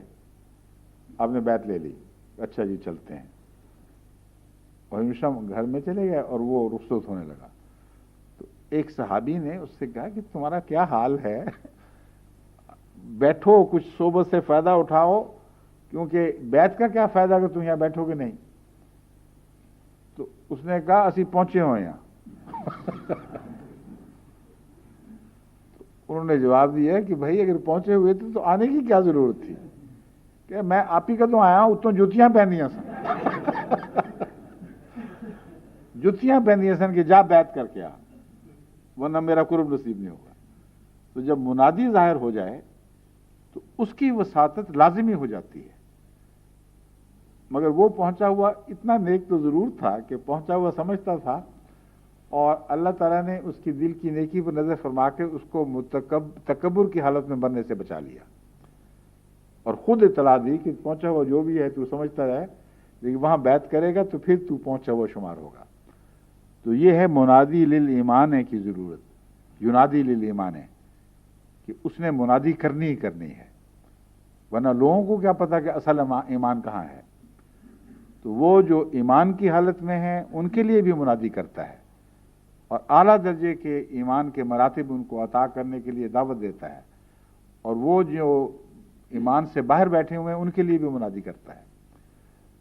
بس جو ایمان لے آتے ہیں اس کا یہاں مطلب یہ ہے ان کو ابھی پہلا ایمان تھا دلیل کا ایمان، اور دلیل کے ایمان کی کوئی جزا نہیں ہوا کرتی، وہ ایک طبی طریق ہے۔ آپ نے آگ کو دیکھا، آگ کہا تو اب کو کہے جو پیسے نکالو، میں نے کہہ دیا، وہ کہ دن چڑھ گیا، میں بھی مانتا ہوں، لاؤ پیسے دو، یہ تو ہو ہی نہیں سکتا۔ تو وہ جو پہلے غور کرنے والے تھے انہوں نے دیکھا، پہچانا، ان کی یہی جزا ہے کہ جہنم سے بچ جائیں گے، اور یہی انہوں نے دعا بھی کی، فقنا عذاب النار۔ لیکن عذاب نار سے بچنا ہی مراد ہے، یہ اور بھی باتیں ہیں، وہ جو اور زائد باتیں ہیں وہ منادی سے ملا کرتی ہیں، اور منادی بلاتا ہے اس کی آواز پر، باوجود اس محرومی کے کہ اس وقت تک آپ کو پتہ ہی نہیں کہ ایمان کی حلاوت کیا ہوتی ہے، سچا ایمان کیا ہے، کس طرح کامل یقین تک پہنچا جاتا ہے۔ آپ غائبانہ حالت میں سر جھکاتے ہیں، یہاں وہ ایمان مراد ہے۔ وہ پہلا مشاہدے کا ایمان تھا، اب یہ غیبوبیت کا ایمان ہے، جس کا قرآن کریم کی اس آیت سے تعلق ہے، وہ یؤمنون بالغیب ویقیمون الصلاۃ ومما رزقناہم ینفقون۔ وہ تجھ پر ایمان لاتے ہیں یہ کہنے کے بعد، یؤمن بما انزل الیک وما انزل من قبلک وبالآخرۃ ہم یوقنون، ان دو مضامین کو اکٹھا ترتیب، پہلے تو یہ غیب کا ذکر ہے نا، ہاں پہلے ذکر ہے، پھر تجھ پر ایمان لے آتے ہیں۔ وہ جو غیب کا ذکر ہے وہ محمد رسول اللہ کے ایمان کے ساتھ ہی دراصل تعلق رکھتا ہے، اور ابتدا میں غیبوبیت کی حالت ہوتی ہے، نہ رسول اللہ صلی اللہ علیہ وسلم کو پوری طرح پہچانتے ہیں، نہ اللہ تعالیٰ کے ان اسرار سے واقف ہیں جو نبوت کی وساطت سے اللہ خود کھولتا ہے تو کھلتے ہیں، ورنہ نہیں کھل سکتے۔ تو ان کے لیے جزا ہے، کیونکہ حضرت مسیح علیہ الصلوۃ والسلام نے اس مضمون پر بہت کچھ لکھا ہے، فرماتے ہیں غیب کی حالت میں ایمان لانا جزا چاہتا ہے۔ تو یہ جو مفسرین غور کر رہے ہیں کہ جزا معلوم ہوتی ہے، مگر کس بات کی جزا، اس کا جواب حضرت مسیح موعود علیہ السلام اس تفصیل سے دے چکے ہیں کہ غیبوبیت کا ایمان چونکہ تمام شواہد کی بنا پر نہیں ہوتا، اس لیے وہ جزا کا مستحق ہے، اس میں ایک سعادت مندی پائی جاتی ہے۔ بس یہ وہ مومن ہیں جو کہتے ہیں ایمان لیں اب ہمیں دے کچھ، ورنہ ایمان لائیں اپنی خاطر، دے کچھ کا کیا مطلب ہے؟ کچھ نہ کچھ غیبوبیت کی کیفیت تھی اور پھر بھی ایمان لے آئے، یہاں سعادت مراد ہے۔ تو ہماری اس سعادت کو قبول فرما، ہم نے تیری خاطر ایک آدم کو سجدہ کیا ہے، اس کی جزا ہمیں دے، اور جزا کیا ہے؟ ربنا فاغفر لنا ذنوبنا۔ پہلی جزا یہ ہے کہ جو پہلے ہم کر بیٹھے ہیں ان کو حساب میں نہ لانا۔ یہاں ذنوب کا سیئات سے ویسے مقابلہ نہیں ہے کہ ادنا درجہ کیا ہے اور بڑا درجہ کیا ہے۔ مراد یہ ایمان سے پہلے تو ہماری زندگی بہت سی ظلم کی حالت میں گزری ہے، کئی قسم کے ہم نے گناہ کیے ہیں، اگر وہ جاری رہیں، وہ پٹاری اٹھا کے ہی ہم نے ایمان میں داخل ہونا ہے تو بڑی مصیبت ہے، پھر تو ہماری نجات نہ ہوئی۔ تو توبہ کی بحث نہیں، ایمان نام ہے توبہ کا، ایمان نام ہے ایک انقلابی حالت کا۔ تو پہلا ان کا مطالبہ یا التجا ان کی یہ ہے کہ اے اللہ اب ہم آ گئے ہیں، پہلے ہم سے حساب نہ لے، بس ختم۔ پھر اللہ ان کو خود ہی سکھاتے، دعا بھی خود ہی سکھائی ہے کہ یہ کہہ کے پھر اگلی بات بھی مانگنا، اور من سیئات اعمالنا، پہلے گناہوں سے تو تم معافی ہو گئی، اور جو گندی عادتیں تمہیں پڑ گئی ہیں جو مستقل گناہوں کی عادتیں پڑی ہوئی ہیں، جگہ جگہ ٹھوکریں کھاتے ہو، سوچیں بھی ٹیڑھی ہوں گی کئی، وہ ایک دن میں تو نہیں حل ہو جایا کرتی ایمان سے۔ تو تم یہ دعا ضرور مانگو، اے خدا ہماری پرانی کمزوریاں جو گناہوں پر منتج ہوا کرتی تھیں، گناہ بخشے بھی جائیں اور وجوہات باقی رہ جائیں اور محرکات قائم رہیں، تو پھر ہمارے لیے کوئی نجات نہیں ہے۔ تو اب ہماری کمزوریاں دور فرمانا شروع کر دے، یہ مراد ہے، ایک دم بھی کمزوریاں دور نہیں ہو سکتی۔ موت تک کا پورا سلسلہ جو ایمان کے بعد اصلاح کا جاری ہوتا ہے اس کا ذکر ہے، موت تک پھر اور کسی بات کا ذکر نہیں۔ اے خدا ہماری سیئات دور فرما دے، اور پتہ ہے مومنوں کو کہ ناممکن ہے کہ ایک انسان جو نبوت سے نیچے درجے کا ہو کلیتاً ہر سیئہ سے پاک ہو جائے۔ اس لیے التجا یہ ہے کہ پاک کرنا شروع کر دے، ہماری ہر اگلی حالت پہلے سے بہتر ہو، اور وہ محرکات جو ہم سے گناہ کروایا کرتے تھے ان سے ہمیں نجات ملنی شروع ہو جائے۔ اور مارنا تو نے ہے، مرنے کا وقت تو نے فیصلہ کرنا ہے، ہمارے اختیار میں نہیں ہے۔ بس جتنی بھی عمر ہے اتنی عمر ضرور دے کہ جب ہماری سیئات اس حد تک دور ہو چکی ہوں کہ تیرے نزدیک ہمارے اعمال ان لوگوں کے اعمال جیسے ہو جائیں جو نیک لوگ ہیں، ان لوگوں جیسی نیکی کی توفیق ہم پا چکے ہوں کہ تو ہمیں پھر ہمارے حالات میں پاک تبدیلی کی وجہ سے، نہ کہ ویسے ہی سیئات سے دور ہونے کے نتیجے میں ہمیں پاک لوگوں میں لکھ لے، وہ لوگ جو تیرے نزدیک ابرار کہلاتے ہیں، جو نیکیوں پر قائم ہیں، جن کی نیکیاں ان کی کمزوریوں پر غالب آ گئی ہیں۔ باقی انشاءاللہ کل